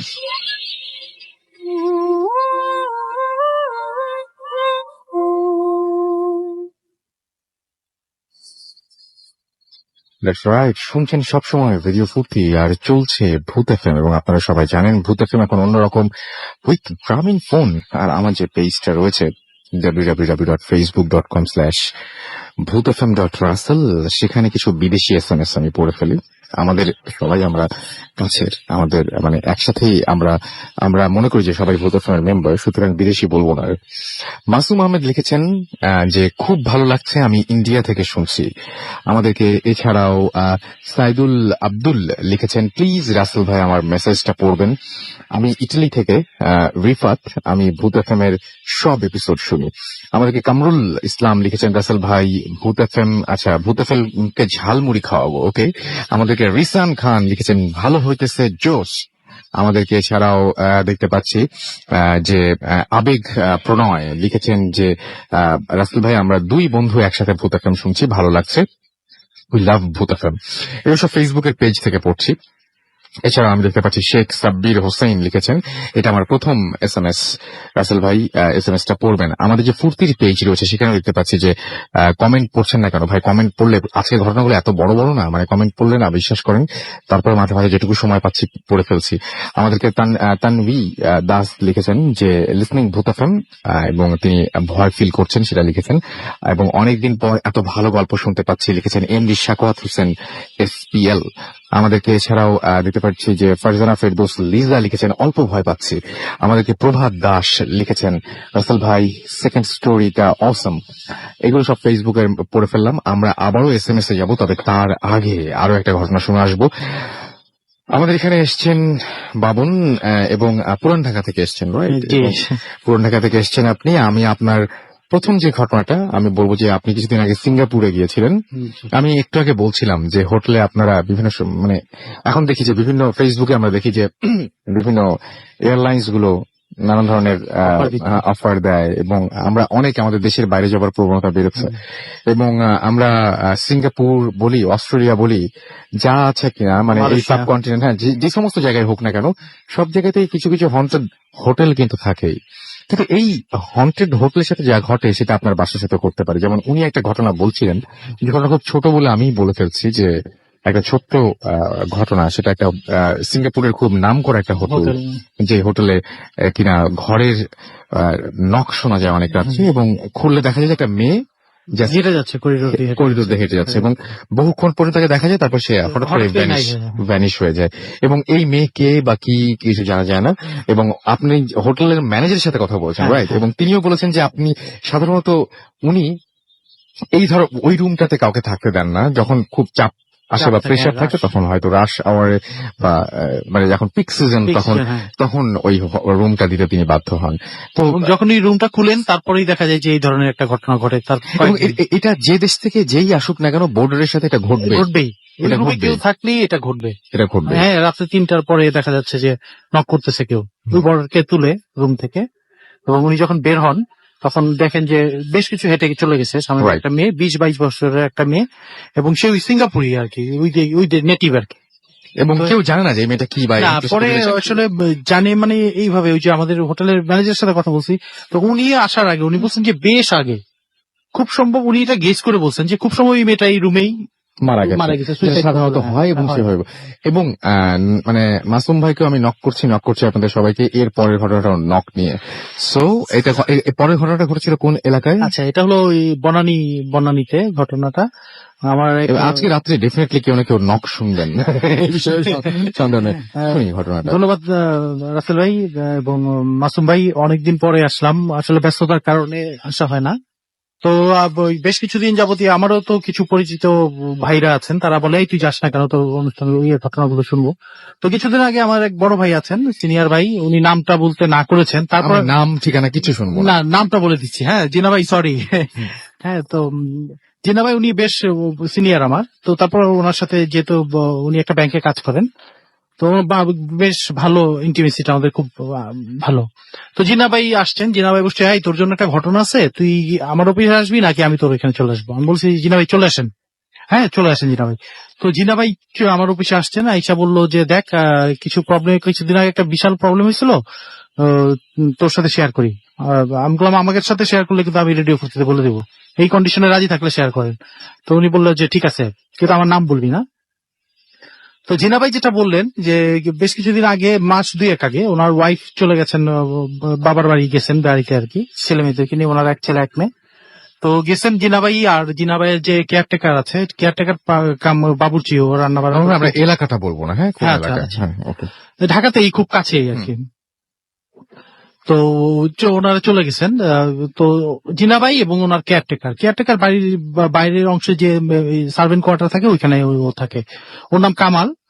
তো জিনা ভাই রাতে শুইছেন, রাতে শোয়ার পরে হঠাৎ করে শুনতেছেন যে ওনার ডোরবেল বাজতেছে এবং বিকট শব্দে। মানে আমরা তো সাধারণত কি করি, ডোরবেলটা একটু চাপ দিয়ে আবার ছেড়ে দিই, কিন্তু এটা হলো একদম একটা না, যে চেপে রাখছে সে চেপেই রাখতেছে, খুব আর কি অনেক করে চেপে রাখছে, ফোর্স দিয়ে চেপে রাখতেছে। তো বিকট শব্দে ইয়াটা বাজতেছে, ডোরবেলটা।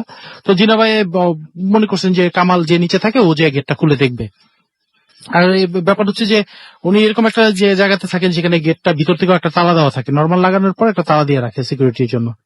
তো অনেকক্ষণ বাজার পরেও দেখতেছে যে কামাল নিচ থেকে কোনো করতেছে না, রেসপন্স করতেছে না। তো তখন উনি, ওনাদের বাড়িটা হলো ডুপ্লেক্স একটা বাড়ি, তো দোতলায় উঠে উনি বারান্দার দরজাটা খুলে গেছেন, যা বলতেছে এই কামাল দেখ কে। আর উনি উপর থেকে বলতেছেন যে উপর থেকে ওনার গেটটা দেখা যায়। তো উনি বলতেছেন যে গেটে কে আছেন, হ্যাঁ কাকে চান, হ্যালো কে। তো কোনো শব্দ হচ্ছে না, বাট কলিং বেলটা বাজতেছে। তো এর মধ্যে ওই সার্ভেন্ট কোয়ার্টার থেকে কামালও বের হয়েছে। কামাল বের হয়ে উনি যখন বের হয়েছে তখন উনি বলতেছে যাই তুই কি শুনিস না যে এতক্ষণ ধরে বাজিতেছে, দেখ কে। তো কামাল গেছে। তো কামাল গেটের সামনে যা উনি প্রথম শুনছেন যে কামাল বলতেছে কে, কাকে চান, হ্যালো কে, কথা বলতেছেন না কেন। ওইখান থেকে কোনো কথা বলেন না, বাট ডোরবেলটা বেজে যাচ্ছে। তো বেশ কিছুক্ষণ এরকম হওয়ার পরে যখন কামাল আবার গেটে টোকা দিছে ভিতর থেকে, কথা বলেন না কেন, কে কাকে চান, তখন ডোরবেলটা বন্ধ হয়ে গেছে। তখন উনি উপর থেকে দেখতেছেন যে কামাল দরজায় দাঁড়ায় কথা বলতেছে, ওদের মধ্যে যে আরেকজনের সাথে দরজার বাইরে যে আছে তার সাথে কথা বলতেছে, এবং কামালের মুখ লড়াটা উনি দেখতেছেন, বুঝতেছেন যে ওদের মধ্যে কথাবার্তা চলতেছে, কনভারসেশন চলতেছে, বাট কামাল কিন্তু কি বলতেছে এটা জিনাবাই শুনতেছে না। তখন জিনাবাই উপর থেকে বলতেছেন, এই কামাল কি বলতেছিস, এই কি আমার কথা শুনতেছিস না? তো কামাল কোনো রেসপন্স করতেছে না। সাধারণত কামাল একটা শব্দতেই জিনাবাইয়ের দিকে তাকায় রেসপন্স করার কথা, কিন্তু কামাল কোনো রেসপন্স করতেছে না দেখে জিনাবাই উপর থেকে নিচে নেমে আসছেন। তো নিচে নেমে আসার পরে আইসা দেখতেছে যে কামাল গেটের সাথে কান লাগায় শুনতেছে, আর তখন ওই ডোরবেলটা বাজতেছে। তখন উনি আইসা দাঁড়াইছে, এই কে, এই কামাল কি হয়েছে? কামালকে যখন ঝাঁকি দিছে তখন কামাল বলতেছে, ভাইয়া কথা বলে না, হ্যাঁ নাম বলে না। নাম বলে না মানে দরজা খুলতে বলে। আসলে কামাল যখন ওইখানে এসে জিজ্ঞেস করছে কে, তখন ভিতর ওইখান থেকে খুব আস্তে বাইরে থেকে বলছে যে দরজাটা খুলো, এরকম মানে খুব কর্তৃত্ব একটা টোনে বলছে যে দরজাটা খুলো। তো বলে তখন কামাল বলছে যে নাম কি, আপনার নাম কি, কার কাছে আসছেন, এত রাতে কেন আসছেন? তো এরকম কোনো কথার রেসপন্স না পেয়ে তখন বলতেছে যে ভাইয়া নাম বলে না, দরজা খুলতে বলতেছে। বলে কে, সেটা বলতেছে না। তখন জিনা ভাই বলছেন যে কে কে কথা বলতে, আপনি নাম বলেন। তো যখন জিন্না ভাই বলছে তখন ডোরবেলটা বন্ধ হয়ে গেছে। তো অনেকক্ষণ ওনারা ওইখানে স্টে করছেন, যা দেখতেছেন রাসেল ভাই যে তারা কোনো বাইরে থেকে কোনো শব্দ আসে না। শব্দ না আসার পরে উনি বলছে যে ঠিক আছে কামাল তুই যে ঘুমা, আমিও চলে যাচ্ছি, দরজা খোলার দরকার নেই। তো উনি যখন আবার রুমে এসে ড্রয়িং রুমের মাঝখানে এসে দরজাটা লাগছেন, ঠিক ওই সময়তেই আবার বেজে উঠছে, ডোরবেলটা বাজতেছে। তো উনি বললেন যে না আসলে এইভাবে তো না করতে, উনি করছেন যে রাসেল ওনার ফোনটা তুলে উনি থানাতে ফোন করছেন। থানাতে ফোন করার পরে সাধারণত দেখা যায় যে থানা যে ফোনগুলো রাত্রে রিসিভ করে, এবং ওনার ফোনটাও ধরে বলছে যে কি, উনি সমস্যাটা বলছে যে আমার দরজাতে কেউ একজন কলিং বেল বাজাচ্ছে কিন্তু নাম বলতেছে না, আমি সিকিউর ফিল করছি না। তখন থানা থেকে বলছে যে স্যার আমাদের ওই এলাকাতেই একটা গাড়ি আছে, আপনার বাড়ির নাম্বারটা বলেন, আমি আর ওই টহল টিমটাকে আপনার কাছে চলে যাবে স্যার, খুব কাছাকাছি আছে আপনার বাড়ি। তো উনি বলছে যে বাড়ির নাম্বার বলছেন, ওনার ঠিকানা বলছেন পরে। তো বলছে স্যার এক্ষুনি যাচ্ছে, কিছু 10-15 মিনিটের মধ্যে আপনার বাসায় চলে যাবে। তো এই ঘটনার পরে কামাল যখন উনি যখন আবার ড্রয়িং রুমে বসছেন, ড্রয়িং রুমে বসে আর শুইতে যান নাই, ড্রয়িং রুমে বসে উনি করছেন টিভিটা ছাড়ছেন। তো এই সময় কোনো শব্দ নাই, টিভিটা ছাড়ার পরেই দেখতেছেন যে টিভিতে ঝিরঝির শব্দ হচ্ছে, আর তখনই আবার কলিং বেলটা বেজে উঠছে এত বিকট শব্দে যে এখন টিভির স্ক্রিনটা কাঁপাকাঁপি করতেছে এই কলিং বেলের শব্দে। তো উনি এবার বের হইছেন, দরজা খুলে আবার টিভি বন্ধ করে বের হইছেন। বের হয়ে দেখে যে বাইরে কামাল দাঁড়ায় রয়েছে, কামাল রুমে শুইতে যায়নি তখন উনি যা বলতেছেন যে কামাল কি আশ্চর্য, ব্যাপারটা কি হইতেছে বুঝতেছি না। কামাল বলতেছে স্যার দরজাটা খুইলা দেখি চলেন, হ্যাঁ দরজাটা খুইলা দেখি যে আমরা দুইজন আছি, কোনো সমস্যা হবে না। তো উনিও বললেন যে ঠিক আছে। তো চাবি কামালের কাছেই থাকে, কামালের কাছ থেকে চাবি নিয়ে উনি করলেন কি দরজার তালাটা খুললেন, তালাটা খুলে একটানে দরজাটা খুলে ফেলছেন। তো জিনা ভাই এখানে বললেন যে আমি যখন দরজাটা খুললাম তখন আমার মনে হলো যে কিছু একটা সরে গেল, বাট হঠাৎ করে সরে গেছে, কিন্তু দৌড়ায় যদি কেউ চলে যেত তাহলে তো আমি তো দেখতাম, ওইখানে একটা ছোট হালকা লাইট জ্বলে, রাস্তার একটা লাইটের আলো পড়ে, কেউ যদি সরে যেত তাহলে আমি দেখতাম, কিন্তু কাউকে দেখি নাই বাবন, আমি কাউকে দেখি নাই। দেখলাম মনে হলো যে আমার কাছে কি একটা, আমি বললাম যে এটা মনে হয় আমার চোখের ভুল, অথবা দরজা খুলছি তার একটা বাতাস যে হয় ওয়েভ হয়, হ্যাঁ ওয়েভের কারণে আমি হয়তো এরকম কিছু দেখছি। তো আমি যখন দেখলাম কেউ নাই, তো আমি তখন প্রশ্ন করলাম যে আপনি কি কোনো রকম অনুভূতি হয়েছে যে গরম টরম লাগছে বা কোন রকম একটা অন্যরকম অনুভূতি ছমছম? দেখ আমি তো একটু নার্ভাস ছিলাম এমনি, কিন্তু ওরকম কোনো অনুভূতি হয় নাই যে গরম বাতাস আমার গায়ে লাগছে আমি মনে করবো যে কিছু একটা ঢুকলো ভিতরে, বা এই ধরনের কিছু ভৌতিক কোনো ব্যাপার ট্যাপার ছিল না। বাট আমার কাছে এইটুকুই মনে হয়েছে যে কেউ একজন সরে গেল। তো আমি করলাম কি তাড়াতাড়ি আবার দরজা লাগাই দিয়ে আবার যখন ভিতরে আসছি ঠিক তখনই কলিং বেলটা বাইজা উঠছে আবার। হ্যাঁ এবার বাজতেছে, তবে এইবার আগের মতো না, একটু বাজে, বোঝা যাচ্ছে কেউ একজন আসছে। তো আমি গেটের কাছে গেলাম, গিয়ে দেখি লাইট হয়ে রয়েছে, ভিতর থেকে বোঝা যাচ্ছে। তো আমি যখন বললাম কে, তখন বললো যে আমরা থানা থেকে আসছি, আপনি মনে হয় ফোন করছিলেন। বললো হ্যাঁ হ্যাঁ হ্যাঁ। তখন উনি গেট খুলে দিলেন, গেট খুলে বললো যে সমস্যা কি? তো জিন্না ভাই ওনাদেরকে ড্রয়িং রুমে নিয়ে এসে বসছে, ড্রয়িং রুমে একটা লাইট জ্বলতেছে, পুরো বাড়ির লাইট গুলোই বন্ধ, আর ওনার যে উপরে যে বাড়ি উনি যেখানে যে ফ্ল্যাটটার মধ্যে থাকেন, তো ওইখানে লাইট জ্বলতেছে, নিচ থেকে দেখা যায় সিঁড়ি দিয়ে যে উপরের লাইটটা জ্বলতেছে।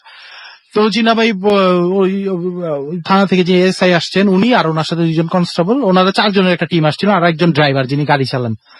তো জিনা ভাই ওনাদেরকে ড্রয়িং রুমে বসায় কথা বলতেছেন, যে বলতেছে অনেকক্ষণ ধরে এই ধরনের শব্দ হচ্ছে, কলিং বেল বাজাচ্ছে, নামও বলতেছে না, কিন্তু আমরা যখন গেটের সামনে যাই জিজ্ঞেস করি কোনো কিছু বলে না। তো আমি ঠিক সিকিউর বোধ করতেছি না। তখন যিনি ওই থানার যিনি এসআই আসছেন উনি তো ওনার কিছু যেই ওনার রুলস এ যেগুলো পড়ে আর কি, ওই ধরনের প্রশ্ন করতেছে যে আপনার কারো শত্রুতা আছে কিনা, কারোর সাথে আপনার মারামারি হয়েছে কিনা, বা কেউ আপনাকে থ্রেট করছে কিনা, চাঁদাবাজি চাইছে কিনা, চাঁদা চাইছে কিনা, তো এই ধরনের এনকোয়ারি করতে। হ্যাঁ এনকোয়ারি করতে আর কি। উনি বললেন যে না ভাই, আমি সকালে অফিসে যাই, রাত্রে বাসায় আসি, হ্যাঁ আমার এর সাথে আর কারোর এই ধরনের কোনো কিছু নাই, এরকম কোনো কিছু হয়ও নাই। তো বললো যে তাহলে তো আশ্চর্য, এই ধরনের একটা কথা, রাত্রে 3টা বাজে আর আপনি বলতেছেন যে এখন হ্যাঁ এটা তো বিশ্বাসযোগ্য না। হ্যাঁ, আর আমরা যখন আসলাম আপনার রাস্তাটা পুরো দেখা যাচ্ছে, যে ওইখানে কাউকে দাঁড়ায় থাকতে দেখি নাই, পুরো রাস্তাটা খালি দেখা যাচ্ছে, যে পুরো রাস্তাটা গাড়ির লাইটের আলোতে যতটুকু দেখা যায়, যে কেউ দৌড়ায় গেলে বা কেউ হাইটে গেলেও আমরা দেখতাম, তো ওরকম কিছু কাউকেও দেখি নাই। তো পুলিশের সাথে উনি যখন কথা বলতেছেন, ঠিক সেই সময় আবার কলিং বেলটা বাজে উঠছে বাইরে, এবং ঠিক আগের মতো। হ্যাঁ, এই এখন এক একজন ওনারা জিন্নাবাই পুলিশের এসআই এর দিকে চাচ্ছে, এসআই ওনার দিকে সবাই একটু অন্য অপকৃতিগ্রস্ত হয়ে গেছে আর কি, সবাই একটু অবাক হয়ে গেছে। তো সবাই মিলে এই করছেন কি, আবার গেটের কাছে গেছেন।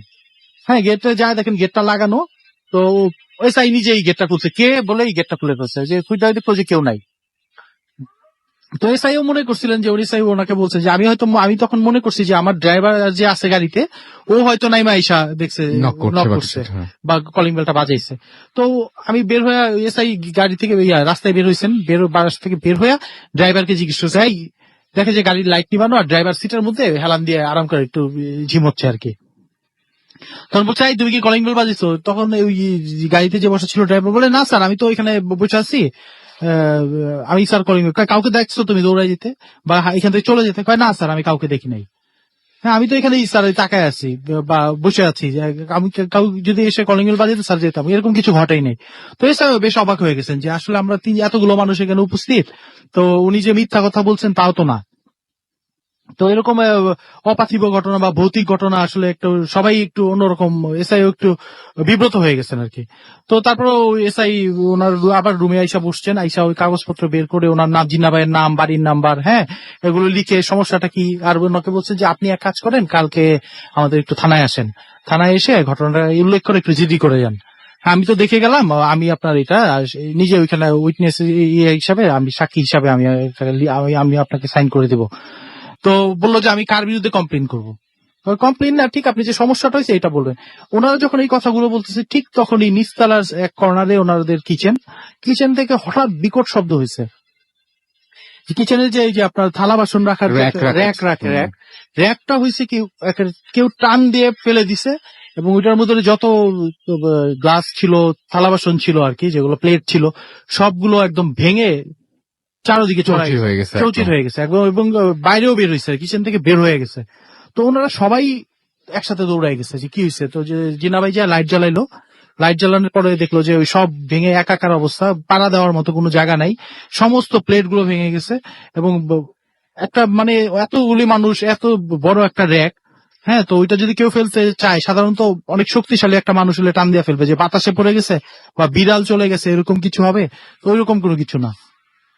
তো এখন যে এসআই আসছেন উনি বলছেন যে জিনা ভাই বলতেছে যে আমি কি অবাক হবো, আমার চেয়ে এসআই বেশি অবাক হয়ে রয়েছে। হ্যাঁ, এবং সবার সামনে, হ্যাঁ সবার সামনে, এবং বলতেছে যে এসআই বলতেছে যে আপনার এখানে নিশ্চয়ই অন্য কিছু একটা আছে, হ্যাঁ না হলে আমরা এখান থেকে বের হওয়ার কিছু নাই, মানে ওয়ান ওয়ে তো এটা, কিচেন থেকে ওয়ান ওয়ে, মেন রোড দিয়ে, মানে কিচেন থেকে বের হয়ে হয়তো মেন দরজা দিয়ে বাইরে চলে যাবে, অথবা ডুপ্লেক্স দিয়ে সিঁড়ি দিয়ে উপরে চলে যাবে, এই হলো, আর ডাইনিং এ চলে যাবে, এছাড়া আর কোনো ইয়ে নেই। তো সবাই অবাক হয়ে গেছে। ঠিক ওনাদের অবাকটা শেষ হয় নাই, যে ওই সময় দোতলা থেকে যে জিনাবাই যে রুমে শোয়, ঠিক সেই রুম থেকে শব্দ এসে, প্রচন্ড রকমের শব্দ, গ্লাস ভাঙার শব্দ।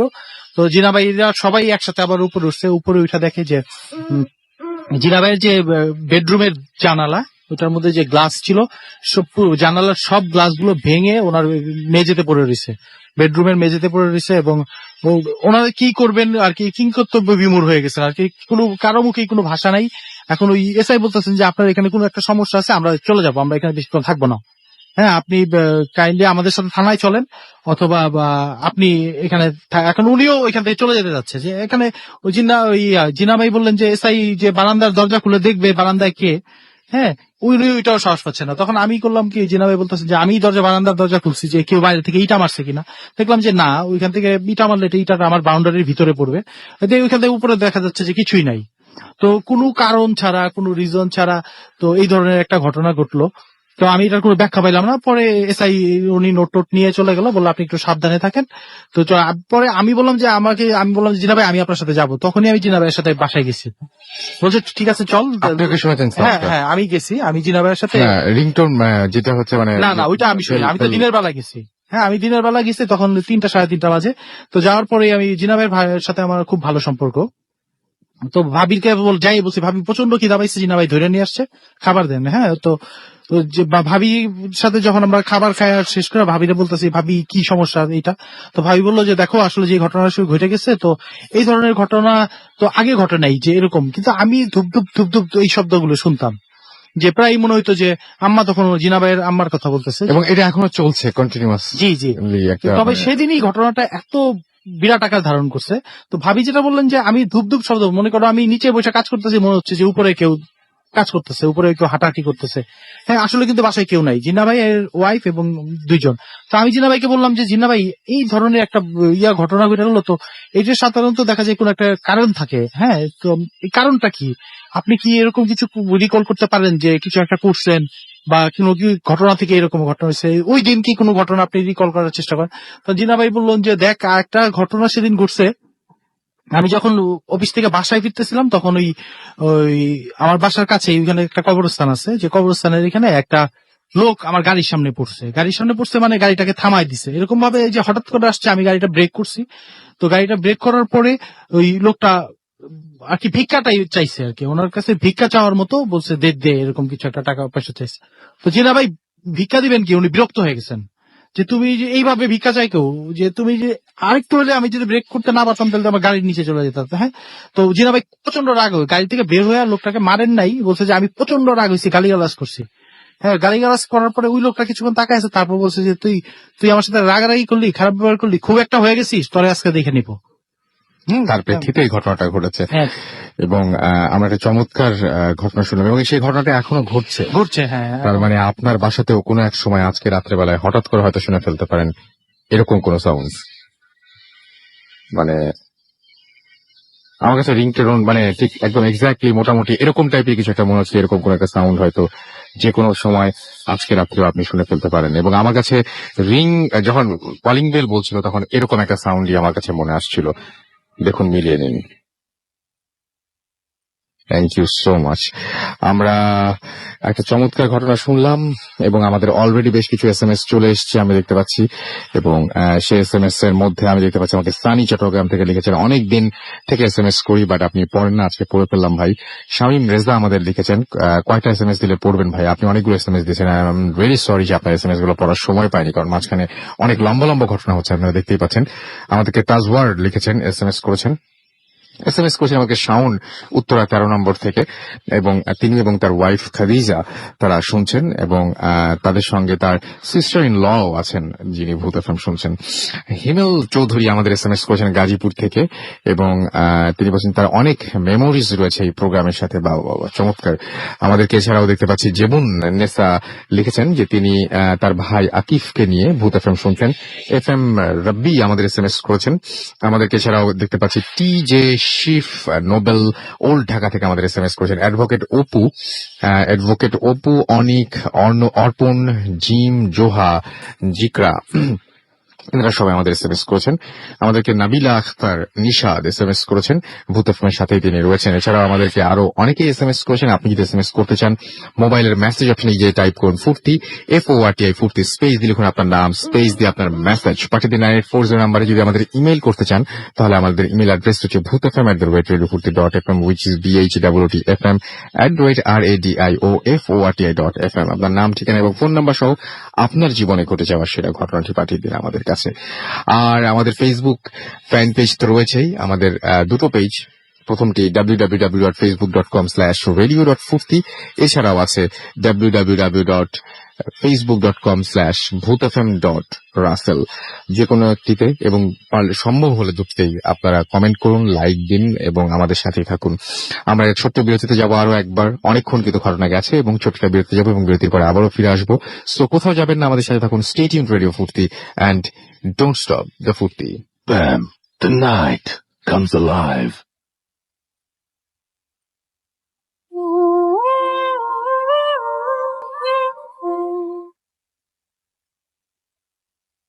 আর একবার সবাইকে স্বাগত জানাচ্ছি, আমি রাসেল, আমার সাথে রয়েছে মাসুম, এবং আজকের অতিথিরা শুনছেন সবসময়ের রেডিও ফুর্তি, আর চলছে ভূত এফএম। এবং আপনারা সবাই জানেন ভূত এফএম এখন আরো বেশি অন্যরকম, উইথ গ্রামীণ ফোন, এবং আপনাদের সহযোগিতা পেলে আমরা যেতে চাই বহুদূর। আমরা কমেন্ট পড়বো, আমরা SMS ও পড়বো, আমরা সবকিছুই করব। তার আগে আমরা একটা ছোট্ট ঘটনা শুনে আসবো। আমাদের সঙ্গে আরো একজন প্রবাসী বাঙালি রয়েছেন, যিনি এই মুহূর্তে বাংলাদেশে রয়েছেন এবং তিনি থাকেন নিউ ইয়র্কে। সো তিনি যেহেতু বাংলাদেশে আছেন, আপনি আপনার নামটা প্লিজ একটু বলবেন। আমার নাম সুলতান মাহমুদ, আরেকটা নাম অবশ্য আছে স্বর্গ সুলতান নামে অনেকে চেনে। আপনি থাকেন নিউ ইয়র্কে? হ্যাঁ, আমি থাকি নিউ ইয়র্কে। ওকে, সো আপনি আর কতদিন আছেন? আমি অলমোস্ট 2 মাসের মতো আছি। 2 মাসের মতো আছেন। ওকে, আপনার কাছে বেশ কতগুলো ঘটনা শুনেছিলাম। তার মধ্যে আপনি বলছিলেন আপনার চিলে কোঠা নিয়ে একটা ঘটনা। আমি ওই চিলে কোঠার ঘটনাটা আপনি যে এক্সপেরিয়েন্স করেছেন, আপনি বলছিলেন যে আপনি মানে অনেক মানে এগুলো থেকে অনেক বাইরে যে সমস্ত জিনিসপত্র বিশ্বাস করতে আপনি একেবারেই নারাজ। তারপরে চিলে কোঠা যে ঘটনাটা, সেই ঘটনাটা আমি একটু শুনি আপনার কাছে, যে কি ঘটেছিল আপনার সেই দিন রাতের বেলায় চিলে কোঠায়, কি হয়েছিল? রাত ছিল না দিন ছিল? হ্যাঁ, না, সেটা ডেফিনেটলি রাত ছিল। রাত ছিল, আচ্ছা। ধন্যবাদ মাসুম ভাইকে, ধন্যবাদ রাসেল ভাই। আমি আসলে এক্স্যাক্টলি মাসুম ভাইকে আমি নিউ ইয়র্ক থেকে ফোন দিয়েছিলাম যে আমি রিসেন্ট দেশে আসতেছি, কিছু এক্সপিরিয়েন্স আছে, আমি সেটা শেয়ার করার জন্য। চমৎকার। তো চিলেকোঠার যে ব্যাপারটা, সেটা ছিল এমন, তখন আমি যুক্তরাষ্ট্রে যাইনি, যাওয়ার একটা প্রস্তুতি পর্ব চলছে। তো আমি আমার কিছু কাপড় চোপড় বানাতে দিলাম নতুন। তো একদিন সেই কাপড়গুলো ধুয়ে আমি চিলেকোঠায় শুকাতে দিলাম। তো অনেকগুলো কাপড়, তো দেখা গেল কি সে কাপড়গুলো পরে রাতে যখন আমি তুলতে গেলাম, যাই দেখি যে কাপড়গুলো সব 2টা ভাগে বিভক্ত।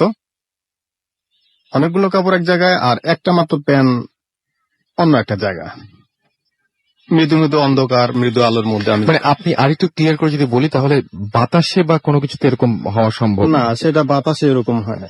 আচ্ছা, সেটা চিলেকোঠার ভেতরেই ছিল? সেটা চিলেকোঠার হ্যাঁ ভেতরেই ছিল। আচ্ছা। কাপড়গুলো এমন ভাবে জমানো যেমন হলো যে কেউ কোনো ব্যক্তি সেটা হাত দিয়ে এনে সরাই রাখছে আর কি। আচ্ছা। তো প্যান্টটা যেটা ছিল সেটা ছিল কালো জিন্সের প্যান্ট। এখানে কি কোনো ব্যক্তির আসা সম্ভব না? না, এখানে কোনো ব্যক্তিরও আসা সম্ভব না, বা কোনো ব্যক্তি এসে যে ওরকম কাপড়গুলো টাচ করবে বা নিবে এরকম কোনো কিছু না, সামথিং এরকম নয়। তো আমি জিন্সের প্যান্টটা যেটা খেয়াল করলাম, সেটা দেখলাম যে কোনো একটা কর্নারে পড়ে আছে, এবং কি সেখানে সেটা তুলে নিলাম। তুলে নেওয়ার পরে ওই মুহূর্তে অবশ্য আপনার অতটুকু আলোর মধ্যে অতটা কেস করতে পারলাম না। পরে বাসার রুমে নিয়ে যখন দেখলাম, তখন দেখলাম যে আপনার হরর মুভিতে কিছু সংখ্যক আপনি দেখবেন যে হাত দেখায়, যে নখ যেটা যেটা এই টাইপের। আমি দেখলাম যে প্যান্টের একটা পাশে সেরকম 4-5টা ছিদ্র আর কি, যেটা হোল। তো বিষয়টা আমার মাথায়, আমি জিনিসটাকে নর্মালি নিতে পারলাম না। এই কারণেই যে সবগুলা কাপড় এক জায়গায় একত্রে, সেগুলোর মধ্যে কোনো প্রকার ধুলাবালি নাই, শুধুমাত্র একটা কাপড়ে, এবং যে কটা ছিদ্র হয়েছে ঠিক ওই ছিদ্রগুলোর মধ্যে কিছু কিছু ধুলাবালি, এরকম একটা আঁচড়। তো এরকম বিষয়টা আজ করলাম। এটা হলো চিলেকোঠার ওরকম একটা রাত্রি। তো পরে আমি অনেকের কাছে শেয়ারও করলাম যারা ছিল বিভিন্ন ফ্লোরে। তো তারা বললো যে না, তারা বলতেই পারলো না ইভেন। আরেকটা জিনিস সবচেয়ে যেটা গেস করলাম, সেটা ঘটনাটা যখন পরিস্থিতির সম্মুখীন হইলাম, আমি যখন ঘটনাটা অবজার্ভ করলাম, তখন আমার শরীরটা কেমন যেন শিওর উঠলো। আমি বুঝতে পারলাম না, সেটা আলটিমেটলি আমার শরীরটা শিওর উঠলো যে এরকম হলো, এটা কিভাবে হলো, এটা কেমন করে হয়। তো ওই চিলেকোঠার পরবর্তী আরেকটা ঘটনা আছে, আমি এই ঘটনাটা এখানেই শেষ দিই। ঘটনাটা এমন, তখন ছিল সামার, আমি তখন ওই আপনার ওই বাতাস বা ঠান্ডা হওয়ার জন্য একটু উপরে গিয়েছিলাম। তো ফোনে কথা বলছি, ফোনে কথা বলার সময় আমি দেখতেছি যে 4-5 জন লোক তারা বয়স্ক না, বাট তারা ইয়াং টাইপের। 4-5 জন লোক ওই চিলেকোঠার উপরে উঠার চেষ্টা করতেছে। কেউ উঠতেছে, কেউ উঠে পড়েছে, কেউ চেষ্টা করতেছে নিচের থেকে হাত দিয়ে ধরতেছে, কেউ বা বেয়ে বেয়ে উঠতেছে। আপনি ছাদ থেকে দেখছেন? হ্যাঁ, আমি ছাদ থেকে দেখছি। আমি ছাদের এক কর্নারে দাঁড়িয়ে আছি, ফোন হাতে আমার। তো 4-5 জন লোক। তারা আপনার পরিচিত? না, তারা আমার পরিচিত না, দে আর কমপ্লিটলি আননোন টু মি। তো আমি তখন গেস করলাম, আমি তখন কিন্তু তাদেরকে দেখতেছি, কিন্তু আমার ভিতরে কোনো ধরনের বাক শক্তি কাজ করতেছে না। অর্থাৎ আমি যে তাদেরকে কিছু বলবো সেরকম না। আমি বলবো না এই কারণেই যে তারা এই ফ্ল্যাটেরই থাকে, তারা অপরিচিত হতেই পারে এরকম অর্থে, কিন্তু আমি দেখতেছি তাদেরকে মন্ত্রমুগ্ধের মতো। কিন্তু ওই চিলেকোঠায় সাধারণত উঠার কোনো ধরনের কোনো ওয়ে নাই, কিন্তু তারা অলরেডি কিন্তু 2-1 জন উঠে ফেলেছে। তো আরেকজনের চেষ্টা করতেছে।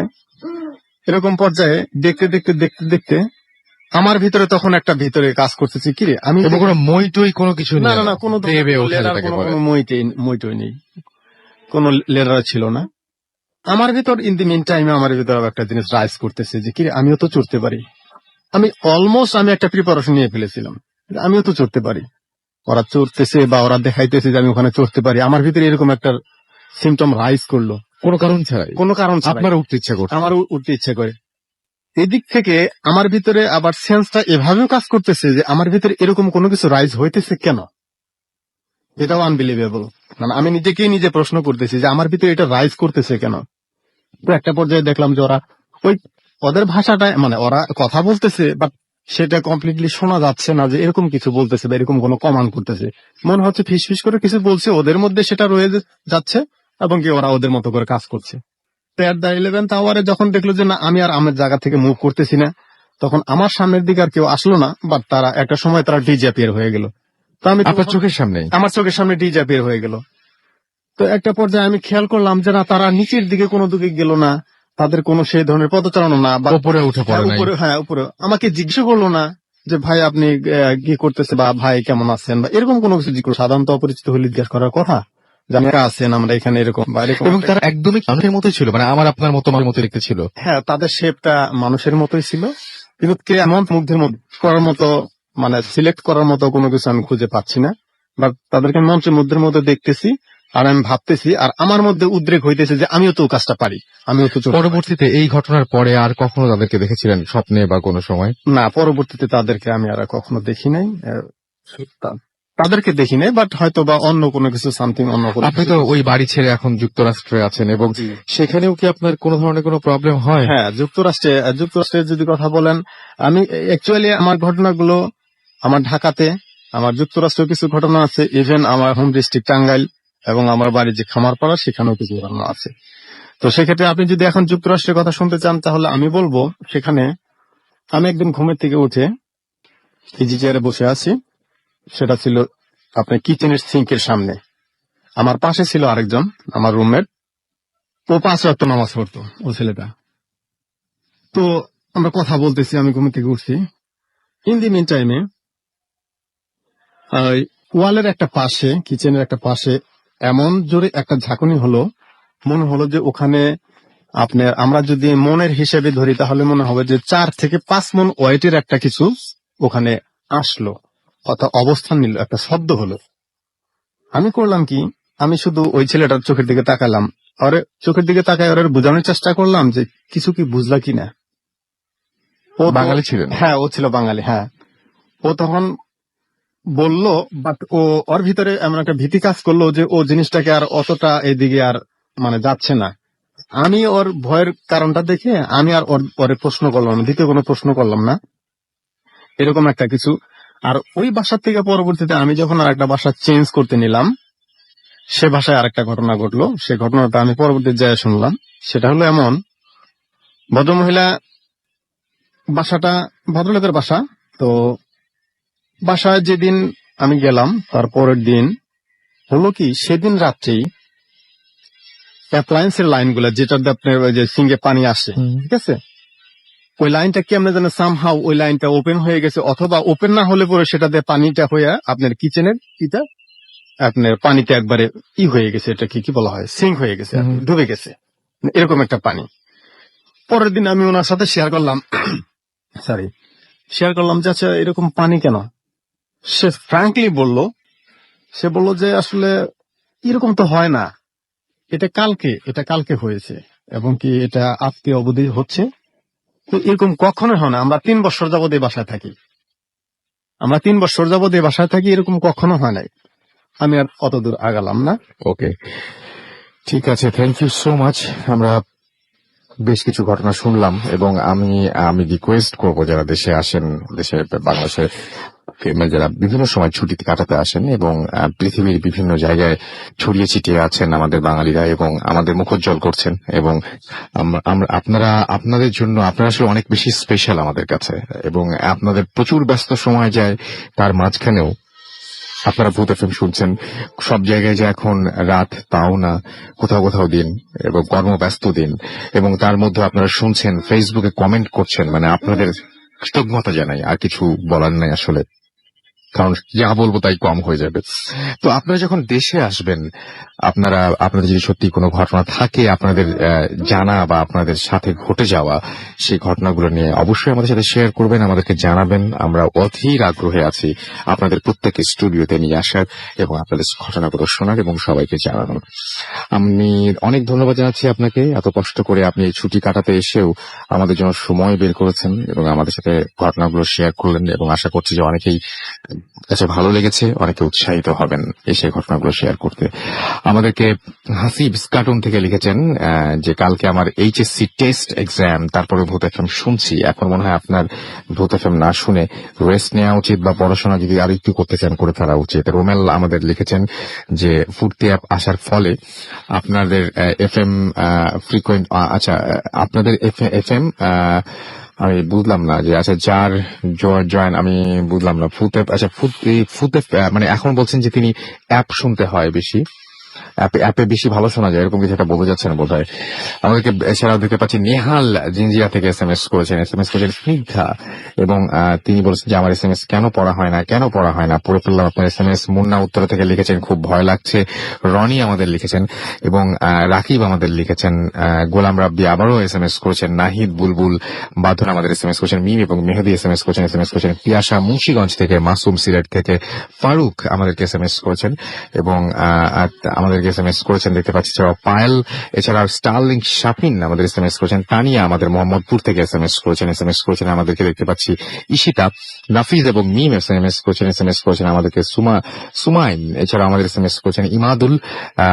ইমদাদুল আমাদের, তিনি ইমদাদুল মির্জা তিনি এসএমএস করেছেন আমাদেরকে। এছাড়া এসএমএস করেছেন জিহাদ কেরানীগঞ্জ থেকে। আর অনেকে এসএমএস করছেন। আপনি যদি এসএমএস করতে চান তাহলে মোবাইলের মেসেজ অপশনে গিয়ে টাইপ করুন ফুর্তি, FORTI ফুর্তি, স্পেস দিয়ে লিখুন আপনার নাম, স্পেস দিয়ে আপনার মেসেজ পাঠিয়ে দিন 9840 নাম্বারে।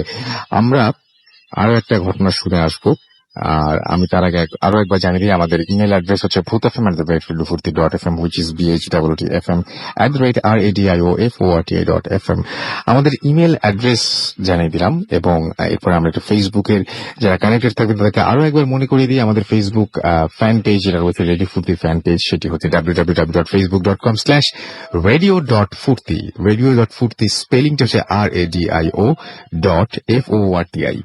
আর যারা আমাদের যে পেজটা রয়েছে ভূত এফএম এর আরো একটা পেজ, নতুন পেজ, সেই পেজ যদি আপনি জয়েন করতে চান তাহলে চলে যান www.facebook.com/bhutfm.russell BHWTFM.RUSSELL। আমি দেখতে পাচ্ছি অনেকে এসএমএস করছেন এবং করে যাচ্ছেন, আমি সেই সমস্ত প্রসঙ্গে একটু পরে আসছি। আরো একটা ঘটনা শুনে আসি আমরা, এবং আপনার নামটা একটু বলবেন। আপনি অনেক কষ্ট করে ঢাকার বাইরে থেকে এসেছেন এবং এখানে জায়গা ম্যানেজ করে আপনাকে থাকতে হচ্ছে, তারপরে আপনি রাজি হয়েছেন খুব স্বতঃস্ফূর্ত ভাবে। আপনাকে শুরুতেই অনেক ধন্যবাদ জানাই। আপনার নামটা কি এবং কোথা থেকে আপনি এসেছেন? আমি ইফতিফাসাল, গাজীপুর থেকে আসছি। গাজীপুর থেকে এসেছেন, এবং আপনি বলছিলেন যে এত রাত্রে যেহেতু ফেরা সম্ভব হবে না, সো আপনি ঢাকাতেই কোথাও যায়। জি হ্যাঁ, আমি ভূত এফএমের নিয়মিত শ্রোতা, তো আমার অনেক ইচ্ছা ছিল ভূত এফএমে এসে স্টোরি শেয়ার করার জন্য। আমরা ধন্য, আমরা কৃতজ্ঞ আপনার এই মানে আগ্রহ দেখে আর কি। তো যাই হোক, আমরা চলে যাই ঘটনায়। আপনার যে ঘটনাটা, সেই ঘটনাটা কোথায় ঘটেছে? আমার যে ঘটনাটা, এটা আমার এক ফ্রেন্ডের সাথে ঘটে যায় একটা ঘটনা। এটা হচ্ছে আখাউড়াতে। তো আখাউড়াতে কেল্লা বাবার মাজার নামে প্রসিদ্ধ একটা মাজার আছে। তো ওর পাশে বিশাল একটা কবরস্থান আছে। তো আমার ফ্রেন্ডের আব্বু যিনি, ওনাদের মানে ফার্স্টে দুটো মেয়ে ছিল, তো তারপর অনেক বছর ওনাদের কোনো সন্তান হয় না, তো ওনাদের অনেক ছেলে সন্তান অনেক ইচ্ছে ছিল। যার কারণে ওনারা প্রায় সময় মাজারে যায় মান্নত করতো যাতে ওনাদের একটা ছেলে সন্তান হয়। তো এমনই অ্যাজ ইউজুয়াল একদিন ওনারা মান্নত করে ফেরার সময় এক পাগল আন্টির হাতের মধ্যে ধরলো, ধরার পরে বলতেছে যে তুই তো ছেলে সন্তান চাস। তা আন্টি অনেকটা অবাক হয়ে বললো যে হ্যাঁ, বলতেছে যে, তোর ছেলে সন্তান হবে। তো ওই পাগলটা আন্টির একটা ফুল দিল, বললো তুই এই ফুলটা খাইয়া নে, তোর ছেলে সন্তান হবে এবং যখন সময় হবে তখন আমি তোর সাথে দেখা করবো। তো আন্টিও কি করলো, ওই ফুলটা খাইয়া ফেললো, বিশেষ করে তো ওনার বাসায় চলে আসলো। অ্যাজ ইউজুয়াল ওই পাগলের কথা মতো যখন আন্টির গর্ভে সন্তান আসলো তখন 2 মাস হলো, তখন সেই পাগলটা একদিন আন্টির বাসায় উপস্থিত। তো আন্টি এবং আঙ্কেল ওনারা তো খুবই অবাক হইলো, কারণ ওই পাগলকে ওই বাসায় কোনো ঠিকানা দেওয়া হয় নাই, কোনো পরিচয় দেওয়া হয় নাই, বাট উনি একদম ওই বাসাতে হাজির। তো হাজির হওয়ার পরে উনি বলতেছে যে মানে আপনি যে ঘটনাটা বলছেন এটা এলাকার সবাই জানেন তো? এলাকার সবাই জানে এবং ওই রেলওয়ে স্টেশনের যে কোয়ার্টার আছে ওখানে সবাই জানে, আশেপাশে সবাই জানে। তো তারপর বললো যে আমার খাবার দিয়ে, তো আসলে দুর্ভাগ্যবশত বাসায় তেমন কোনো খাবার ছিল না। তো আন্টি কি বললো যে যা আছে ওইগুলাই দি। তো চাল আর ডাল আর আলু দিল। ওই পাগল ওই মানে ওইগুলাই রান্না না করা কাঁচাগুলাই মানে খাওয়া শুরু করলো এবং খাওয়া শেষে অবশিষ্ট কিছু রেখে বললো এইটুকু তুই খেয়ে নে, আর তোর গর্ভে ছেলে সন্তানই আছে, তোর ছেলে সন্তানই হবে। তুই যখন তোর ছেলে সন্তান হবে তখন তুই 2টা খাসি ওই মাজারে দিবি, আর ওর যখন 7 বছর বয়স হবে তখন 1টা খাসি মাজারে দিবি। অ্যাজ ইউজুয়াল আমার ফ্রেন্ড জন্মগ্রহণ করে বড় হয়, তো ওই মানে সবার থেকে একটু ব্যতিক্রম থাকে, যেমন সবার সাথে খুব কম মিশে, সে একা একা থাকে, বাসায় থাকে।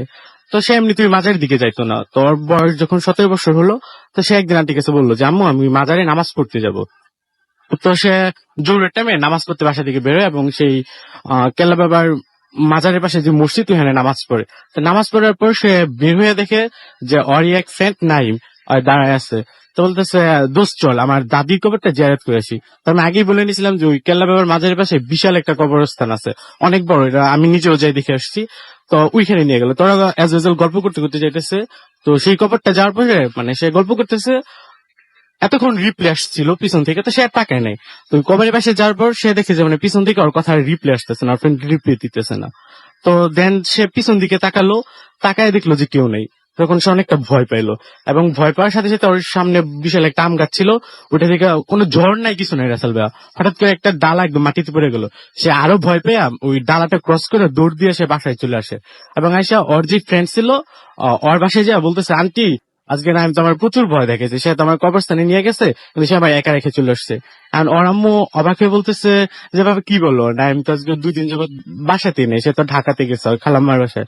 তো সে আরো অনেক ভয় পায়, ভয় পেয়ে এসে সে বাসায় ওদিন দুপুর বেলায় যে ঘুমায়, পর দিন সে দুপুর বেলায় উঠে এবং আন্টি ভাবে যে কি ব্যাপার, সে কোনো ড্রাগস ট্রাগস নিল নাকি এটি। তো অনেক পানি টানি দেওয়ার পর বা অনেক ঘুম ভাঙান হয়, তারপরে খাবার দেওয়া হয়। তখন ফার্স্ট আন্টি যেটা নোটিস করলো যে সে খাবারগুলো মুখে না দিয়া মানে মুখের পাশ দিয়ে কাঁধের উপর দিয়ে মনে হইতেছে অন্য কাউকে খাওয়াইতেছে, মানে এই ধরনের অ্যাবনর্মাল আচরণ শুরু করলো। আন্টি খুব ভয় পেলো, আশেপাশে বাসার লোকজনও ডাকলো। তো ওরা সবাই এসে বললো যে ওরা হয়তো প্যারানর্মাল কোনো কিছু হয়েছে, কবিরাজ দেখাও। তো পাশে ওনাদের জানাশোনা একটা কবিরাজ ছিল, তো ওই কবিরাজকে দেখানো হলো। তো কবিরাজ ওনাদের বাসায় আইসে বললো যে সামথিং ইজ রং, এখানে বড় ধরনের কোনো প্রবলেম আছে, আমি তো এত কিছু করতে পারবো না, তবে যাই হোক আমি আপাতত কিছু একটা করতে পারবো। তো উনি ওনার রুমে গেল এবং আমার ফ্রেন্ড যে বর্ণ ওর হাতে কনিষ্ঠ আঙ্গুল চাইপে ধরলো। তো বর্ণের কনিষ্ঠ আঙ্গুল তো আমরা জানি এগুলো, মানে আমরা মানে হ্যাঁ, তারপর এজ ইউজুয়াল আচরণ করলো। তো যেটা হলো ওই রাত্রে ঘুমাইতেছিল ওর আপুর সাথে, তো হঠাৎ করে সে চিৎকার করে উঠে বলতেছে আপু যে ওয়ার্ড্রপের পাশে কি আমার ধরতেইতেছে, আমার ধরো ধরো। তো ওর বোনও প্রচুর ভয় পায় এবং সে চিৎকার করে পাশের রুম থেকে আঙ্কেল আন্টি আসে এবং এসে দেখে যে সে এমন করতেছে। তো সারা রাত ওরা জায়গা থেকে পরের দিন আরেকটা হুজুরকে খবর দেওয়া হয়, উনি আসে আয়সা বলে যে উনিও আগের হুজুরের মতো বলে যে এখানে বড় ধরনের কোনো প্রবলেম আছে, তবে যাই হোক একটা বাড়িটা বন্ধ করতে হবে, বাট বাড়ি বন্ধ করতে যে ম্যাটেরিয়ালস গুলো লাগে এগুলো আমি আনি নাই, পরের দিন নিয়ে আসবো। তো ওই দিনকে রাত্রে ওর বোনের সাথে শুয়ে রয়েছে। তো হঠাৎ করে আমার আপু মানে ঘুম ভেঙে যেটা মানে কোনো কিছু খাওয়ার যে শব্দ বা চাবানের যে শব্দ, চিবানের যে শব্দ শুনতেছে। তো আপু তাকায় দেয় যে সে ফ্রিজ থেকে কাঁচা মাছ মাংস নিয়ে ওইসব খাইতেছে এবং ওর মুখে মাছটা গিয়া লাগিয়েছে এবং ধীরে ধীরে তো মনে হয় সমস্যাগুলো আরো বাড়ছিল, হ্যাঁ প্রকট আকার ধারণ করছিল। তো তখন আপু আর একটা পর্যায়ে তো মনে হয় যে ভাসমান, আমি ওই জায়গাটা আসতে চাই আসলে। আমার মনে হয় যে সবাইকে ওয়েট না করি আর ওই মানে ইন্টারেস্টিং যে জায়গাগুলো সেই জায়গাগুলোতে আমরা আসি। তো আরেকদিন যেটা হলো যে তার রুমে কাজের মহিলা কাজ করতেছে, মানে সে ফাঁদ যখন দেখলো যে একটা বিভৎস চেহারা একটা মহিলা ওনার মুখে এসিড মারা হলে যেমন দগ্ধ হয়ে যায়, তার উপরে আবার ধাক্কাটা মানে সে ফ্লাইং করে প্রায় মাটি থেকে এক হাত উপরে বাসবান অবস্থায় ওর দিকে আসতেছে আর বলতেছে যে তোকে এক্ষুনি নিয়ে যাবো, তুই আমাদের সাথে চল, তোকে নিয়ে যাবো। হঠাৎ করে তো সে ভয়ে পুরা চিৎকার চেঁচামেচি শুরু করলো এবং সে অ্যাবনর্মাল আচরণ করলো।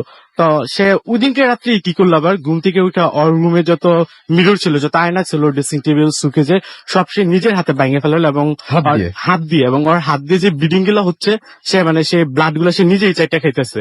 মানে এটা দেখার পর ফ্যামিলির লোকজন মানে প্রচুর ভয় পায় এবং ভয় পাওয়ার পরে ওরা ভালো কোনো কবিরাজের সন্ধান করে। তো এক পর্যায়ে ওরা জানতে পারে যে ব্রাহ্মণবাড়িয়াতে একজন মহিলা আছে যিনি কিনা, যার কাছে কিনা জিনেদের হুজুর উনি আসে, উনি ওই জিনেদের হুজুরের মাধ্যমে প্রবলেম সলভ করে। তো অ্যাজ ইউজুয়াল ওরা নেওয়ার প্রিপারেশন নেয়। তার আগের দিন ওনাদের বাসাতে রাত্রেবেলা ভিতর দিয়ে তালা দিয়ে নক করা থাকতো। তো একদিন আপু ঘুম থেকে উঠে দেখে যে সে বন্য পাশে নাই। তো ওরা খুব চিন্তিত হয় এবং আর আশেপাশের লোকজন মিলে ওরা খুঁজতে বের হয়। তো ওরা কোনো জায়গায় পাওয়া যাচ্ছে না, রেল স্টেশন বাজার। তো রেল লাইনের যে ব্রিজ রাসেল ভাইয়া, ওই ব্রিজের পাশে রাত্রেবেলা লোকেরা মাছ ধরতে যাইতো। তো লোকেরা যাওয়ার পর দেখে যে মানে ব্রিজ থেকে প্রায় 2 হাত উপরে বাসমান অবস্থায় একজন এটা কিন্তু খুব অবিশ্বাস্য। এটা কি গ্রামের মানুষজন সবাই জানে? একদম সবাই দেখছে রাসেল ভাই, এবং গ্রামের মানুষ এখান থেকে ভয় পেয়ে ওরা মানে বন্যার ভূত মনে করে। একদম শিওর রাসেল ভাই, এটা অঞ্চলে সবাই জানে স্টোরিটা। তো ওইখান থেকে আঙ্কেল আন্টি তারপর ওরা গেল। তারপর ওরা যাওয়ার পর দোয়া দূর করার পর ওরা নিচে হাত রাখছে, মানে এমন করে ছাড়লো মনে হলো যে বেবি ট্রান্সফার করলো। ছোট বেবি যেমন একজনের কোল থেকে আমরা আরেকজনের কোলে নিই, ঠিক এইভাবে ছেড়ে দেওয়া হলো। তো পরের দিন আর ওরা দেরি না করে ওদের পাশের বাসার যে হুজুর আছে ওনাকে নিয়ে আরো 4-5 জন নিয়ে ওনাকে সেই জিনের হুজুর যিনি আছে মহিলা কাছে ওনার কাছে নিতে যায়। তো যাওয়ার সময় অনেক প্রকার প্রবলেম হয় ওদের রাস্তার মধ্যে, মানে প্রচুর বাতাস, মানে ঝড়ো কোনো আবহাওয়া নাই, বাট ওদেরকে মাঝখানে রেখে চারদিকে বাতাস। আর বন্য দেখতেছে যে ওই মহিলাটা, বিভৎস আকারের মহিলাটা, যে ওই মহিলাটা আবার ফ্লাইং করে আসতেছে, বাট ওর শরীরের যে কাপড় আর মাংস এগুলো সব খুলে খুলে পড়তেছে। আর মানে ওর দিকে হাত বাড়িয়ে বলতেছে তোরা এক্ষুনি নিয়ে যাবো, তোরা যাইতে দিবে না, তুই আমাদের সাথে চল। তো সে অনেক কান্নাকাটি করে এবং সাথে লোকজন অনেক ভয় পায়। তবে যাই হোক অ্যাটলিস্ট ওকে ওই জিনের যে কবিরাজ ওনার কাছে নেওয়া হয়। তো নেওয়ার পরে উনি একটা গরম পানির মধ্যে বোলের মধ্যে ওরা দাঁড় করায়। তো ফার্স্টে দাঁড় করানোর পর সে অনেক চিৎকার চেঁচামেচি করে। এক পর্যায়ে আসলে সবচেয়ে অবাক করার বিষয় হলো বলের যে গরম পানিগুলো ছিল এগুলো সব ফ্রিজিং হয়ে গেছে আর পুরো একদম আইস হয়ে গেছে।